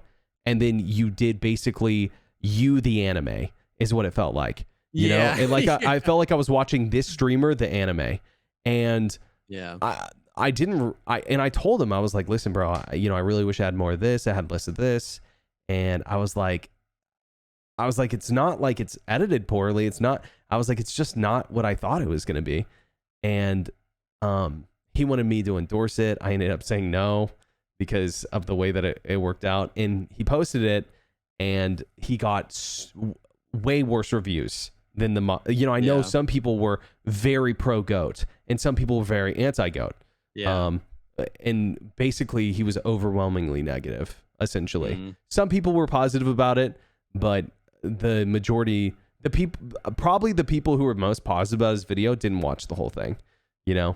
I think the difference with like exactly what Jesse said is that Tarkov is like the perfect game for cheating. So there's the opportunity where you might most likely have been cheated at some point, where I don't think Berks and I definitely have been cheated in Star Marine, but not in any other game, like Star Citizen game, as far as I'm aware, outside of just like random exploits that are widely known. So it's not even that big of a deal, like Mike's saying. Well, right now it's not, but the thing is but I imagine it has the opportunity. Yeah, you guys are gonna fall because there's a lot of potential for RMT. Yeah, exactly. Well, but right now it's like you said, money's hard to come by. Nothing's really rare.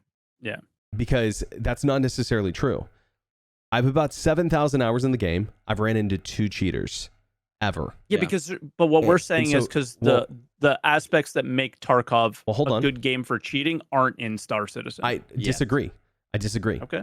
And here's my proof. Go to eBay and look up AUEC and look at the tens of thousands of transaction dollars in AUEC. Tens of thousands. I'm talking about like on each seller. There are these packs. That's insane. People, that is Jesse, wild. Some people have made upwards of probably $500,000 in total selling AUEC. And they're selling them for $20 for 20 mil. And people are cheating, exploiting, and doing whatever it takes to get the money and then sell it to people for pennies on the dollar. And they have to sell it at this price because CIG sells AUEC, if you don't know, on the website. Which is it's dumb. Do they really? It's dumb. Yeah. I think it's $10 for like 10,000 AUEC or something like that. Yep. It's really dumb, but what? Yeah. That's so little too. I know. I know. Oh, and guess what? There's a limit on how much you can buy, and I think it's 120,000 a week. And I know people that have been buying 120,000 a week for years to start the game with like X amount of millions. Yeah, it's crazy. Like we talked about the potential. Know that is And then people call Star Citizen not pay to win. Yeah, it's wild. We talked about all the potential the game has. Pay to win, and I'm like, go play Star Citizen. Crazy, dude. Seriously. Why? Because you have a bigger stash with an EOD? Like, what the hell? The thing is lost that my EOD account. What happened? It was on an account. Like I had an email account that like I was paying for from Google, and I stopped paying it, and it wasn't even like it was with a friend. No. He stopped paying. So when I went to log into Tarkov on a new wipe, they were like, "Your code is in this email that doesn't exist." And I messaged them, and they just like never got back. And I was like, that sucks. Well, so I don't care. I bought another one, but that's okay, bro. You probably would have had a terrible time anyways. So. The reality is that I didn't play anymore. You were cheating, you got banned, and you got to buy another account. Which is exactly what they wanted the whole time. I was Yep. wiggling. He Yep. was a wiggler, bro. But so you have this pretty big for the size of the game community of RMTers, cheaters, decently big. I wouldn't say it's huge. I wouldn't say it's even big. Big's the wrong word. But you have like a small group of people who are RMTing, and then a bigger group of people who are buying that, right? And I've begged CIG. I've begged them to do something about it. Go warn these people, track them down, figure out who's sending you money, and then what you do is you ban those people, right? Or time them out or whatever. Figure out something. Do an investigation, right? And the reason why I've been so prompt about this is that I truly believe that it could get as bad as Tarkov if they don't start now. Because what's happening is cheaters and exploiters and RMTers are building their communities in Star Citizen and going, yo, you guys are doing it over in Tarkov? Come do it in Star Citizen too. We're having good luck over here as well. And then the people who are doing it get established and rooted in the Star Citizen community. And by the time they get to launch and they're like, hey guys, no RMT, by the way, all of a sudden you have all these people who are like, we're not going anywhere. And they're going to make CIG's life hard. Star Citizen is that like, so a few thoughts. One, I think if you're selling AUEC, in order to cheat and get that AUEC, it feels less directly dependent on interacting with another player as opposed to Tarkov. Sure. In Tarkov, if you want to cheat and get something, we're all spawning and running to check 15 because that's the best key. That's the best loot. We all have the key, right? That's where all the PvP ends up, especially late wipe. You spawn in labs, we're all going for the LEDX, we're doing a thing. And if you want it, you kill everyone and you cheat, they report you, you get banned. And so like the perception that there's not a lot, Star Citizen doesn't have a cheater problem. It's because the people who are cheating don't have to interact with other players in order to. So I see what you're saying, Berks, where you're saying like there's probably more than you think because they just aren't required to interact with other players. Absolutely. And then at a macro scale, I think Star Citizen will face every single one of those problems if everything we talked about that we want becomes, and that's the thing. That's the thing, we want that type of game. The game we want, all three of us, is a game that's just gets a cheater salivating because it's infinite customers. It's every single customer is going to rebuy. It's infinite. You know what I mean? Cheaters love wipes. Yeah, 100%. And so, but the thing is that like what's crazy about Tarkov is that like when you cheat in Tarkov, it doesn't really. No, sorry. When you buy RMT'd items, like you're setting yourselves up for failure. If you're not good enough to get the item, you're not good enough to keep it. What are you gonna do? Leave it in your stash? Yeah, exactly. Like you buy the mutant, you buy the BP ammo, you buy the slick, you buy the Alton, you suck at the game, I impact grenade you, and now I take it. You go buy more, but I end up with your loot, right? At a macro level in a game like Star Citizen, RMT could be a really bad. I mean, if we're talking about like economies and trade routes and stock markets and freaking space stations being built, like RMT can really disrupt. It's just like it's just so brutal because like in Tarkov, the RMT, everybody hates RMT only because it fuels the cheaters. You know what I mean? It's like if you suck, you just suck, bro. Like it so comes down to skill. And not necessarily skill, like in Tarkov's knowledge is 50% of the skill, but it just comes down like if you're on labs and you've never played labs before, it does not matter what gear you have. I'm killing you. Like I've played labs so many more times, unless you just like get this god, you just throw a random nade and it just so happens to kill me. I'm going to kill you. I've played labs so many more times than you. So it doesn't matter. It's just why we hate RMTs because it fuels just the cheaters. You know what I mean? But I feel like in Star Citizen, RMT could be really bad. Eventually. It probably is bad now, like you were saying, but like really detrimental to what the game wants to be. Well, eventually. And don't get me wrong, I'm not necessarily like shaking my fist at the sky going, these damn RMTers with their AUEC. Yeah. I'm worried about the long-term effects of letting those people establish themselves in our community. That's what I'm worried about. You know? What's interesting too is about, man, because the thing that I always said was like, go after the buyers, not the sellers. If everyone's too scared to buy RMT, like if you buy RMT and they could prove it and you get banned, then you know what I mean? Like the point is, if you're selling RMT, you're making enough money to fund new accounts, right? You ban, doesn't matter, you buy another account, you get banned, you're making more money. But if you buy RMT, you might not have the luxury of the affordability to buy another account. And Oh, in Star Citizen. Like if you've got, you know, Yeah. thousands of dollars and your account gets banned and it's like buy another Well, $45 package, rip, dude. That's RIP. No one is going to risk that. You know what I Bans in mean? Star Citizen are very rare. Yeah, but I'm just saying, like, I'm saying, But that's saying, why. Well, that's yeah, what I'm yeah. saying. Is In a I think they're world, afraid to ban people yeah, because they're afraid imagine to, banning somebody with a yeah, $10,000 account. that would be like or who could potentially spend another couple a thousand. real Yeah. moment. You know Berks what I has a mean? good story with that. Dude. Oh no. It's so dirty. I'm not even supposed to really talk about this, but I don't even care. Like it like pisses me off so much. You guys are about to get some dirt on Star Citizen.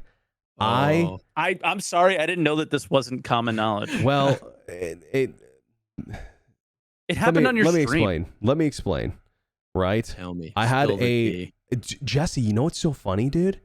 The first time, so do you remember we played a long time ago and a stream sniper came after us SBK? Yeah, yeah. It was this guy. Same guy. Oh. And then me and Mike ran into him another time. And then he kept on stream sniping me. And of course, he's garbage. So bad. Yeah, like literally all he knows how to do is use the cheesiest stuff in the game and take advantage of this. And he's garbage though, right? Like no skill. But the problem is that he's a complete idiot and he was misogynistic, sexist, semi-racist for a long time, giving me some weird vibes. And then one time he comes to Jumptown when we're doing it and he ends up A2 bombing me and I fall through the planet. He bombs like my guys on the ground and he backspaces so he can meet me at the station and shit talk me. Oh. And he starts yelling slurs at me. And he's like, I'm going to get you On his unmonetized. And he's like yelling the worst things that you can possibly think of. I clip it. I send it to CIG. I want you to guess how long this guy got timed out for. Oh no. I don't know, like a week? 3 days. Dude, how insane is that? That makes me like, oh man. 3 days, dude. These are all the moments where I'm like, I love this game, but I don't have any confidence that it's gonna work out. So I'm gonna tell. Where are your priorities, dude? Yeah. Yeah. I'm gonna tell everyone something. Swift, hard, and fast that stuff. Or Absolutely. And I said, if you're so scared of permanently banning people who are like that, ban them for a year, ban them for 2 years, ban them for 10 years. You know, if they said the same thing on Spectrum, they'd be banned for 10 years. So why are we treating it any differently? It doesn't make sense. But I'm gonna tell you something. How you don't see that as the opportunity to make people afraid to act that way. Yeah, well, I mean, they're so two-faced because CIG literally made a post on Spectrum saying we have a zero tolerance policy. Well, obviously fucking not. Because that's only on their forums. Yeah. So you can get banned from the forum. From Spectrum. But you can't get banned from buying spaceships. Let me tell you, brother. Brutal, dude. Yeah. It's so nuts. Brutal. Because that's the thing, is like you have to be willing to ban the whales to get it through to everybody else. Because that's how you get people to fall in line. You know what I mean? It's like, stop RMTing, we'll ban your account. I don't care that you spend $10,000 with us. But that's the thing. It's like you have to know that it only takes 1 or 2 of those for people to be like, oh shit, I don't want to freaking. It's not worth it. It's not worth it anymore. You know what I mean? And how hard they had a little moment of this that was interesting too, where there was a lot of stream sniping and stuff that was going on, but in a very harassing kind of way with people, and they weren't permanent bans at like a couple orgs or something like that, and now everybody. Well, not anymore. They've changed the way that moderation works. You can literally do. I'm just saying, at the time, they were shitting. Everybody was shitting their pants of like, I'm not risking this. I'm not going to lose my account. Yeah, no, totally. Crazy. But let me tell you, dude, they've changed the way they do moderation now. All right, this will be interesting to you guys. You can do anything in the game. Anything. Think of the worst thing you could possibly do to someone. The way you could grief them, what you could say to them. The longest ban you'll get is 3 days if it's your first offense. The second after that, you get a week. After that, in you get a game month. or on the in game. In game. Yeah, that's crazy. There's no in Tarkov. You just like there's absolutely no. There is no such thing as a timeout in Tarkov. Your account is like just like, well, I guess people have gotten like 5. It's very few. That happens very few. Almost everybody just gets banned. I've seen like 5 total cases of like 5-day bans, 7-day bans, and there's no bans for stream sniping or anything in Tarkov. No action has ever been taken against griefing or stream sniping. It's just cheating. Which on one hand I kind of get, but on the other hand it's dumb, especially in a game like that. brutal. But Yeah. I don't know, man. It's I'd like to see something. It's hard, I don't man. know. And don't get me wrong, like I'm anti-cheating, but it's like, how hard is it not to be racist? You know what I mean? Yeah. It ain't that hard, bro. Well, that's It ain't that hard. I mean, you can VoIP, you can report people over VoIP. Like if you Do you think that goes anywhere? if I'm honest with you, no. But you can do it. So No. But no, I don't think so. We don't have moderation in. We don't even have filtering in the general chat in the game yet. Nope. Oh, jeez. And you can't. You would have to be a streamer or recording if you wanted to report somebody. Yeah, for, like provide any screenshot it, other I guess. Yeah. Oh, VoIP. You can screenshot it. Yeah. Yeah, VoIP. But there's no tools in the game yet, so it's like one of these crazy things of like playing a game that's still in development where they're not prioritizing. I think one thing that like when I would do the comparison of like Tarkov and Star Citizen, I do think like BSG definitely seemed to put a much more of a focus on the game, or like caring about the experience of players, even though they have obvious issues, as anyone would in making a game. But it does seem like Star Citizen has not had as much of a focus on the day-to-day experience.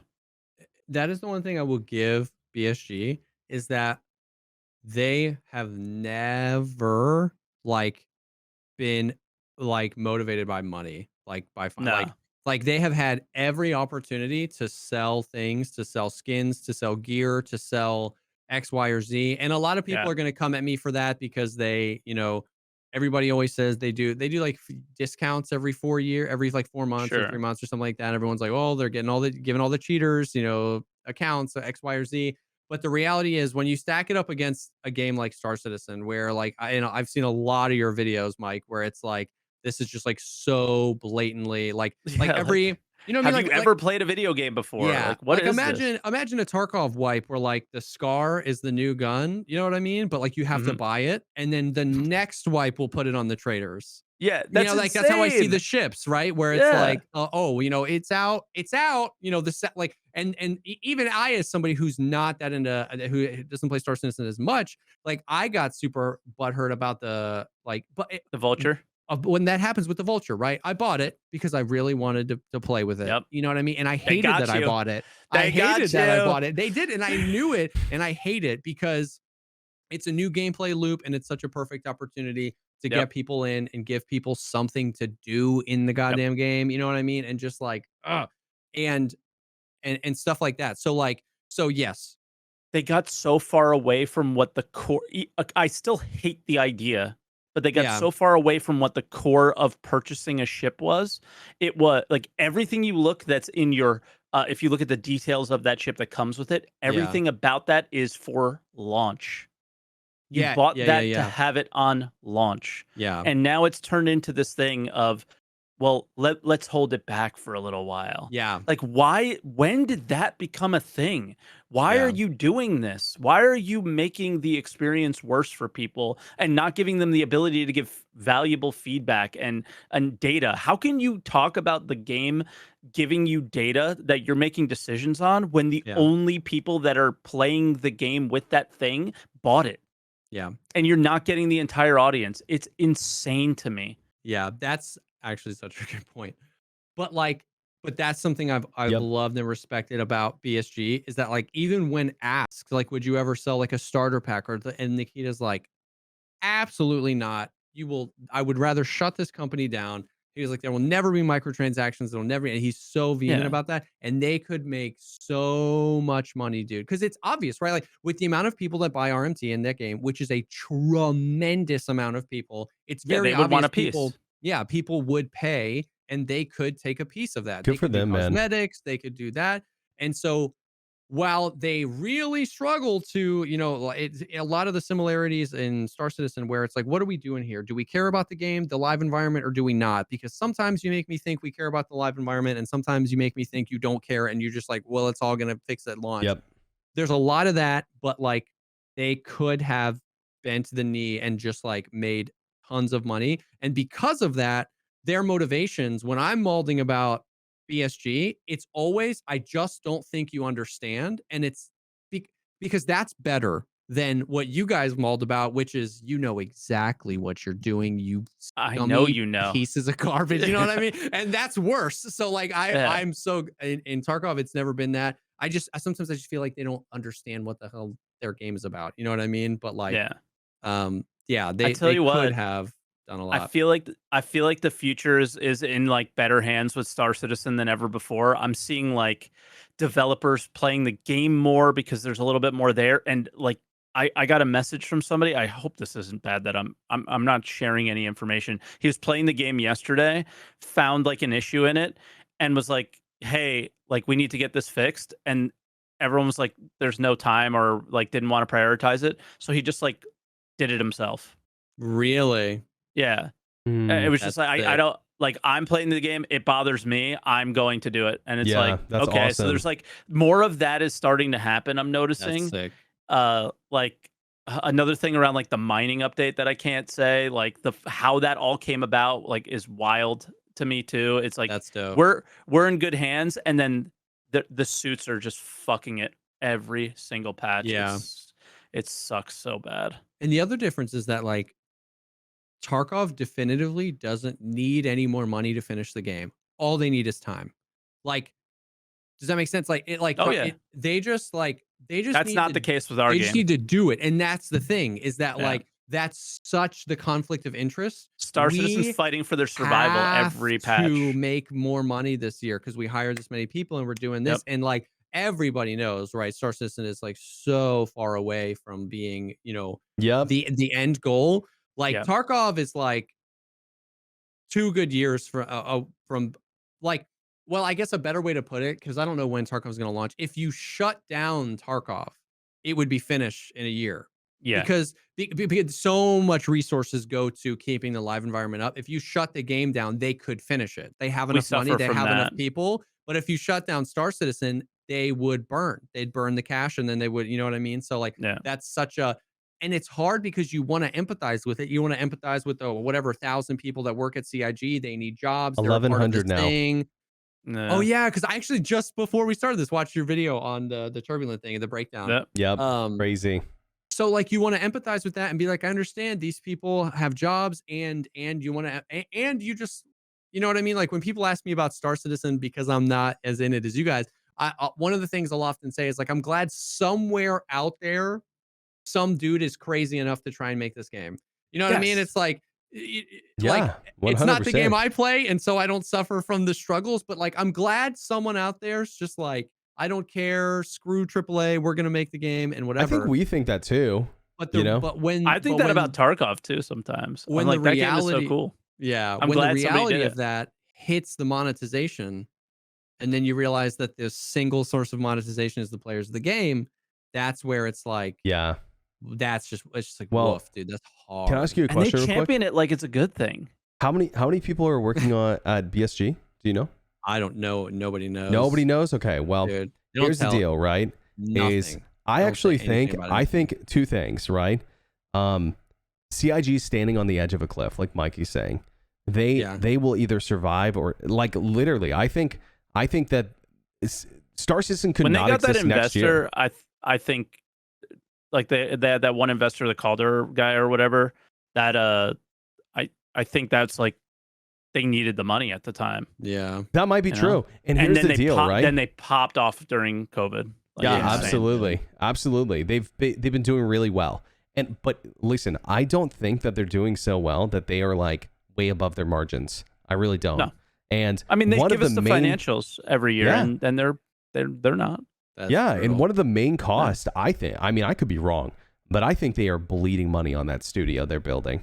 I think they are spending a ridiculous amount of money on that thing. Oh, yeah. Have you heard about this? That. I'm like, who asked for this studio? Why are we building it? Just because they want it? Is it a flex? That is weird. It's a huge money Apparently sink it's to me. it's in like my brother works for a big tech company, and a lot of these things are around that's how you recruit, is like, look at the cool studio, this is really nice place to work, that kind of thing. And they got 1,000 employees, and they're still trying to recruit people. I'm sure they need more people, but like at some point they're going to hit a limit where they're not going to literally be able to pull in any more money a year to pay these people they're bringing on. It won't like they're going to hit a critical point where it won't be possible anymore. Because I mean, someone do the math real quick. Here, I'll pull up my phone. I'll do the math real quick. What, 50,000 times 1,100? What's that? Let's pretend they're paying everyone $50,000 a year. They're probably on average paying more, I would assume. But oh shoot, I don't know. I think the is that $55 million? Am I doing my math right there? 55 million, probably. Is 50,000 times 1,000. That's if they're paying everyone $50,000, right? So. $1,100 employees. Some people are probably getting paid more than that. So if they made $100 million last year, 55 million, more than half of it is just going to salaries. That's not talking about business expenses like keeping the lights on, rent, server costs. Server costs are massive, massive. Someone who works in the gaming industry, who I know very well, he's worked on giant games. He sent me what I can't actually say of what game, but a game that all three of us had played very recently in the last year, what their server costs were, and they're comparable. And I'm telling you, we're talking big money to run these servers, big money. And they're doing hundreds of servers a day with like all these concurrent people, blah, blah, blah, whatever. Right. And so it's costing them a lot of money to run this stuff. And they're getting to the point where it's like, man, I really hope they can either launch Squadron 42. That's going to be a big financial relief for them. For sure. Or they're going to have to figure something else out, right? Because they can't just stand on the edge of the cliff forever. Eventually there's going to be a critical point. They have to release Squadron soon because that's the everything, right? That's everybody buys the game, and then you get such a large percentage of it that are going to migrate. There's also, they're funneling so many people into it. In terms of employees, resources, they're funneling so much into it. Ask, like, what do you guys think? Do you guys think it can keep going with like how much long do you think like that? If their margins are thin, then because like I mean, what's funny is that I would say it can't go on forever, but I would have said that 5 years ago, and they had 4 of their best years in a row ever, right? So but like this year has not been. Yeah, not by much though. Not by much. That's what I'm saying. Like, do you think but the expenses have gone up? Yeah, that's true. You're right. And that's what I'm saying. Like, once again, as someone from the outside, I see the whole like not to dip into more drama, but I see things like as an ignorant outsider, I see things like the Frontier pack, that $10 thing, as like, oh no, we don't have enough money. That's what I see that as. I've been scripting a video over, and I've rewritten it like 300 times now for that, because that I like come they're from dipping into the RMT. You know what I mean? They're like, let's take a slice because we don't have enough money. They've been doing that for a while, but I agree. I come from a poker background, and I wish I could see the writing on the wall back in 2014 or whenever it was, 2012. I don't remember, but it doesn't matter. When the U.S. government came in and shut down this poker website called Full Tilt Poker, they were doing like they revolutionized the way you can buy into a poker tournament, where a poker tournament was like a lottery ticket, man. You bought in one time, if you lost, you were done, and the last guy got a lot of the money, right? And that's how it was. But then all of a sudden, they allowed you to buy in 4 times into a tournament. If you bust it out, you can keep going, or you could play four different. You could be 4 people in the tournament at the same time. Oh my God. And how you make money as a casino with the tournament is, let's say you buy in for $100, the casino just takes 30. from every buy-in. So now they're getting 120 from one person instead of 30. And it was because there was some problem with the I'm surprised they weren't taking the additional 3 buy-ins just 100%. Yeah. You know what I mean? No, just leaving the they can't, pot. The incentive to buy back in would Sure. then be that the pot gets bigger, right? Yes. Yeah. The pot also gets bigger, so everyone's loving it, but they're not seeing the idea of, well, what was going on in the background is anytime a person from the US was buying money, it was never actually getting to the website. It was never leaving your account. So it was all funny money that they were playing, but they had to pay out somebody when you wanted to cash out. So it became this whole thing where they were just trying to suck all the money in and make these payouts and hope that they can get somebody to do these transactions for them. And they couldn't. And then the government jumped in and was like, yo, this is definitely illegal. You're shut down. And the whole world imploded. But they were doing this thing that they shouldn't be doing. And I saw that and I flashbacked instantly, Jesse, to that. When and I you was saw like, the Frontier why are you doing this? But in reality, I think that is a response to players doing that duping thing, and that they don't. That CIG wanted to monetize you know how games will create a problem and monetize the solution. Yeah. I think that might be what they're doing there. It's crazy. Yeah, which is wild because new players are buying these packs. Thinking that not knowing you that die, you could lose them, and you lose them forever. Yeah, you know, you lose them till the next wipe. You lose them till the next wipe, but that's a big deal, right? That's a big deal still. We've gone a year without a wipe, or a year and a half or something before. Yeah, and there probably won't be a wipe in 320, most likely. I don't think. I think there might be. I don't see a reason to personally. They stop the dupe. If they break the duping, sure, they can wipe and then we start fresh again. Right. But like, there's just not a if they care about the game, which I just mean there's not a significant PU content being added to 320, so a wipe kind of seems lackluster. But maybe it's fine. I mean, I like wipes personally. I mean, I like grinding for stuff in 0 to hero accounts, hardcore run, for example. Really like that. So, yeah. I mean, maybe it'll be fine. You know what else? I don't think CIG is invested in this yet, but talking about things that cost money as far as like game development outside of just paying. Veritas got to interview with a few other people, and I watched the interview. One of the guys that used to work on Valorant's anti-cheat, and he was like at the high level that it's like millions and millions of dollars per month to keep anti-cheat services running. Like it's like super expensive to keep anti-cheat services running because you're basically hiring a network of spies that can never rest. Like the incentive is always that to find a new way to cheat. Therefore, the incentive is like anti-cheat isn't just like you turn it on and it bans people, right? Like that's what an anti-cheat is. An anti-cheat has to basically do the exact opposite and reverse engineer what the cheats are and figure out how to close these loopholes. And so that is a tremendous amount of effort in order to do that. And so at the high end, anti-cheats cost a tremendous amount of money. But Jesse, the AI anti-cheat, it's coming. The AI anti-cheat, bro. It's gonna make a fingerprint oh my God, bro. of me and how I play the game. Did you see?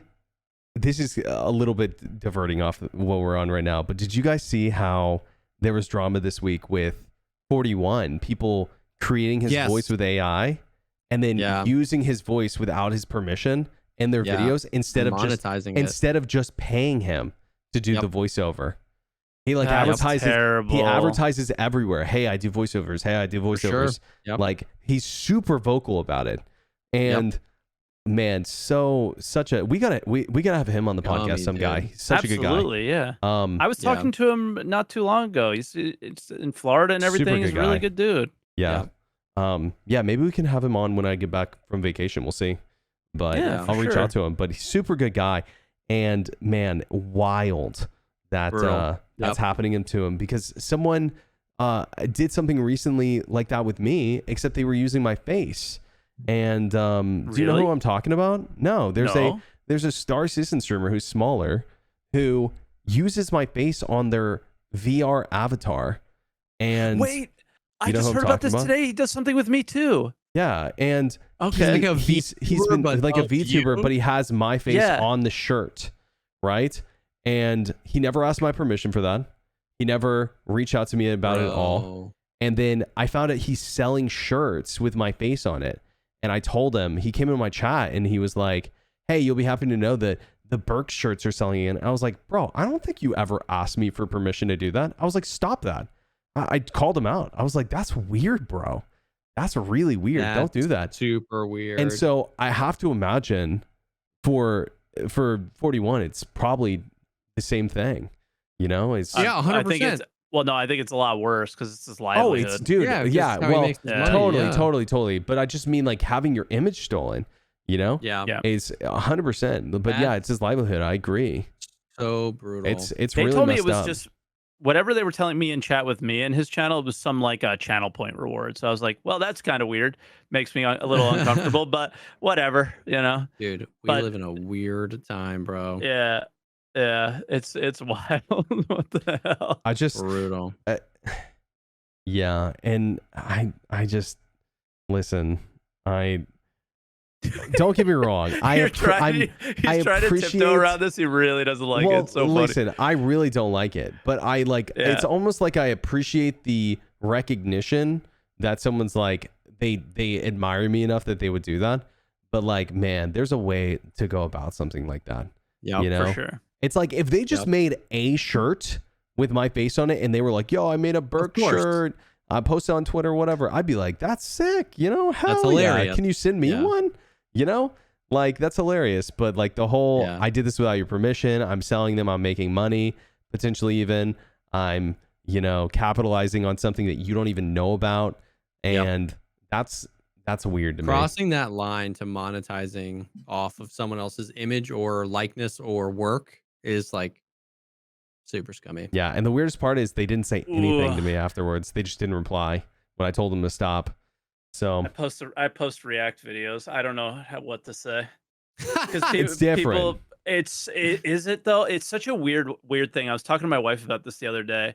I wouldn't care if YouTube and like, you know, there's obviously been like laws around this like For now, sure. or like or things where people went to court and there's a precedent for it of like a React video is fair use or whatever. But if YouTube was like, hey, Mike, you reacted to Jesse's video, so we're gonna give Jesse 50% of the revenue, and you're gonna get 50% of the revenue.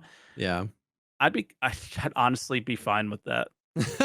I get it. I get the gray area. I think that'd be fair too. The world we live in is nuanced, and I think that the masses hate nuance. Like a mob rejects nuance, right? So, but the world we live is nuanced, and that's the thing is that like. You've seen those, like we've seen those videos, man. Have you seen those Twitch streams of guys Twitch streaming fights, like boxing matches with a controller in their hand?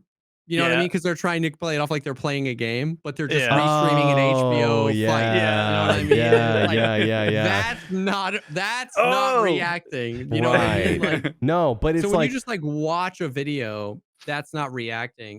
And the other thing is what the stuff with the AI, the line that's crossing there is that it's not even like a React video is at least you know that it's someone else's content. You would never react to your own video. You know what I mean? But like these guys are like legitimately passing as 41 or you know what I mean? Yeah.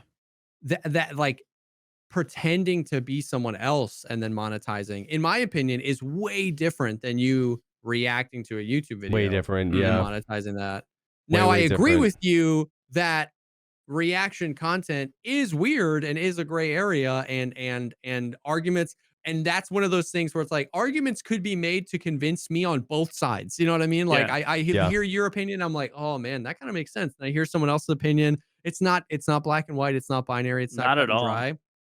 But it's just such a weird thing where my stream ended up shifting towards. Yeah. It was like, wow, people enjoy this, so I'm gonna keep doing the thing that people enjoy. But it is, you know, like I feel weird about it. You know, Goat made a video about that. Goat followed up his cheater video with a video called "I Made a Bunch of People Money," and it was about how many people reacted to his video and monetized their reactions to his video and made a bunch of money off his video. It was really interesting. Yeah, interesting. That made me feel a lot of different feelings. Yeah, a lot of I, emotions. yeah, because I was like, I see the point, and then I also think he's not seeing the value that an I Asmongold agree. adds to a video. I Well, agree. it's interesting too because like, It's a both and well, situation. it's like Exactly. you get alerted when someone reacts to your video, right? And at least I do. You know, it will be like this person like has your video and their content. It tells me. Yeah. And On what? On YouTube? on YouTube, Yeah. yeah, it tells me. Tells me when someone reacted to my video, typically. That's And weird. yeah, it's interesting, right? And it gives me the option to strike it, right? But Yeah. it's interesting that the ad revenue can't be split somehow, you know, because I feel like that No. would maybe be a more fair way to Because handle they it. can, Really they can detect Especially it. when I make a video, let's say, and then a react gets more views than the actual video. You know? Yeah. That's kind of a bummer. That happened to me. Summit 1G reacted to a video I made about inertia in Tarkov, and it got remember more that. I more watched it views live, dude. than my it got more views than my video did. Now I was stoked. I was Of in no way course. frustrated. You know what I mean? I was freaking stoked. I was like, that's Summit 1G right there. Um, but yeah, it is weird. I can't think of a negative to You the know what ad I do? revenue being split a little bit. Like, No, I that don't does think there is a seem like a negative. good idea. I think it's fair. But what I do is I will not watch a video until after it's been on YouTube for at least 24 hours. Because everybody knows they post their Yeah. video and it goes like this and then it goes like this. Yeah. And I won't, like, people will be like, yo, new video from this guy like Voidy Vids that makes like Yeah. these really fun videos, right?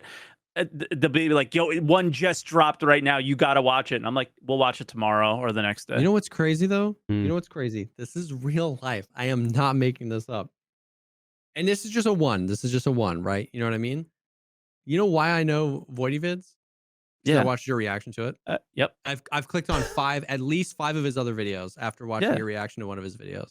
I promise Yeah, but Asmongold made a really good point about that. Is like, or I don't know if it was Asmongold, but it might have been somebody else that he reacted to regularly. Do you know Bellular Gaming from WoW?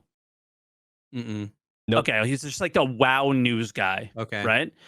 Everybody who plays WoW knows this guy, and I just happen to watch Asmon. I don't play WoW at all, but I know who Bellular is because of Asmon, Yeah. right?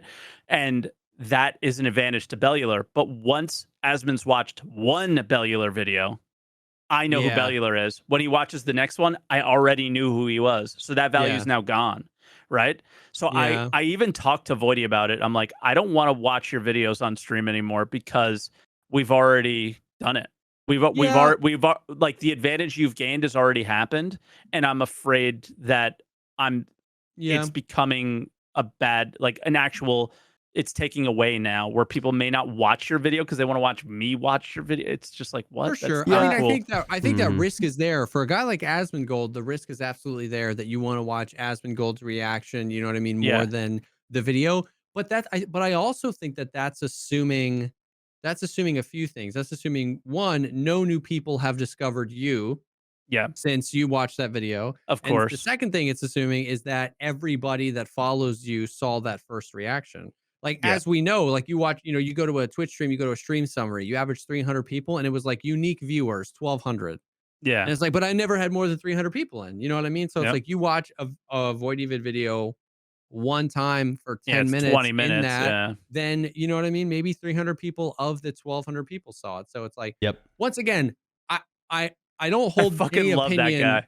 I don't hold any opinion firmly. I agree with you that it's like there's diminishing returns and it's very exploitable, and there are dangers for the content basically being cannibalized. And I really would just rather watch Asmon's reaction to this guy's video than this guy's video. But it's really hard to quantify Yeah. both Man, sides. It's It's really tough hard to too, quantify. 'cause- go ahead. I started only choosing videos where we can have a conversation because it's not like Voidy's Yep. vids are the only exception for me. Yeah. Because he's actually there usually when we're watching it, and it's just like a thing. But but I'm like I have a channel in Discord where people post like videos, and most of the time it's the creator who made the video that's posting it, which a lot of people don't know. Like, you're stealing. Oh my god! It's like they want me to watch it. Shut up. But the idea is I go through and I just choose ones that I'm like, oh, I think we could talk about this. Yeah. A 10-minute video turns into a 50-minute video because there's Yeah. something to talk about. And there's It's a really something good for me to point. add. If there's nothing for me to add, I don't want to have anything to do with it. Yeah. Do you think there's be a place for like basically just baking that into YouTube? Like on TikTok, you can, when you post something, you can turn off or on stitches. Well, like if somebody like if you could then empower the creator to basically say, I'm okay with I somebody accept. doing this, and then if it's built into the UI that you like, instead of you just pulling up the tab, you click the video and then you click react, and then now your video that you're recording has it baked in, like a baked into the description, this is the original video. Of course, unsavory people would desire to get around that, but how many people are you cutting off, and you know, how much of the problem are you solving by that? Because then maybe you could bake in the like, hey, ad revenue is going to be split 50-50 or 70-30 or whatever, you know what I mean? And then, you know, and then it'd be easier to moderate, because anybody not using those tools, you could kind of like go after and community strike, because it's like, hey, you're obviously, we set this up for you. And then that would just, I feel like that's a way to empower the creators, because what I was going to say was, it could just be as simple as a permission thing. Hey, do you mind if I react to your video? Yes. And if you could just bake that into the video saying I consent to anybody reacting to this, then it doesn't have to be a whole lot of back and forth. So simple. Yeah. Yeah. Yeah. I agree 100%. Like, that would be good. I'm not sitting here being greedy about it. It's just, I've found a new, I found so much more fun in streaming again from that. Yeah. Because like, obviously we sat here and talked about the fucking pain and suffering of playing the single game, that both games are still in development and there's so many fucking problems with them.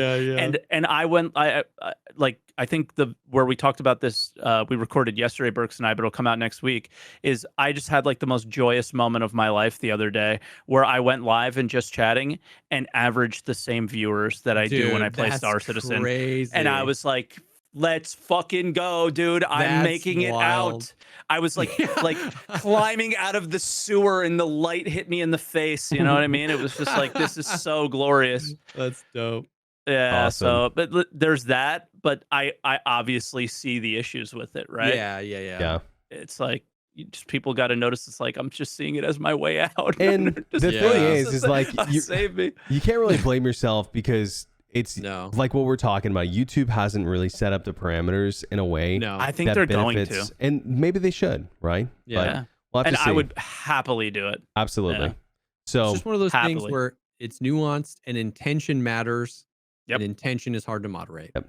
And in a world where like everything is so digital and we want everything to be so binary, you broke the rule or you didn't. At the end of the day, it all comes down to like human nature and intention, and that is impossible to moderate because it's impossible to prove. But it's easy to tell. It's tough. That like, it's easy to tell, you know what I mean? When people watch your videos or when people watch other people, even Asmongold, like, it's easy to tell his intention is not to steal content. You know what I mean? And it is also easy to tell when the intention is to, but but it's an unmoderatable thing. And that's what makes it hard. But that is at the crux of it, is what's the intention and was there permission given, you know? 100%. All right, gentlemen. I got one strike one time. That was yeah?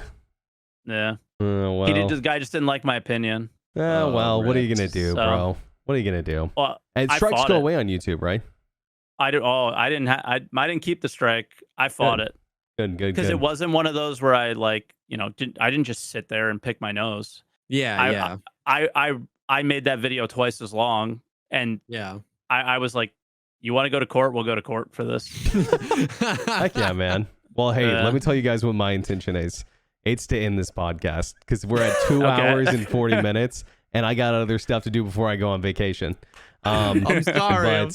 No, it's been a good talk, but we got. I feel like that was a good place to end. We got a lot covered, and if you guys are still listening, we had a completely different topic planned for today, but I'm glad we talked about the stuff we did, because I had a lot of fun talking about it. It was good. Well, again, ladies and gentlemen, Jesse, Kazam, the man, the myth, the legend. If you want to check him out, description down below. His links are all going to be there. Mike, pleasure as always. I'll see you in a week. I'll see you in a week. Thank you guys for having me. I appreciate it. It was a blast. Absolutely, our first guest. It was fun. Yo, thank you guys again so much for watching and being a part of the Desync community. We appreciate you guys. We'll catch you next week. Until then, stay safe, and we'll see you next time. We still can't figure out how to end shit or start it. We're fucking clueless. Yo, peace out. Later.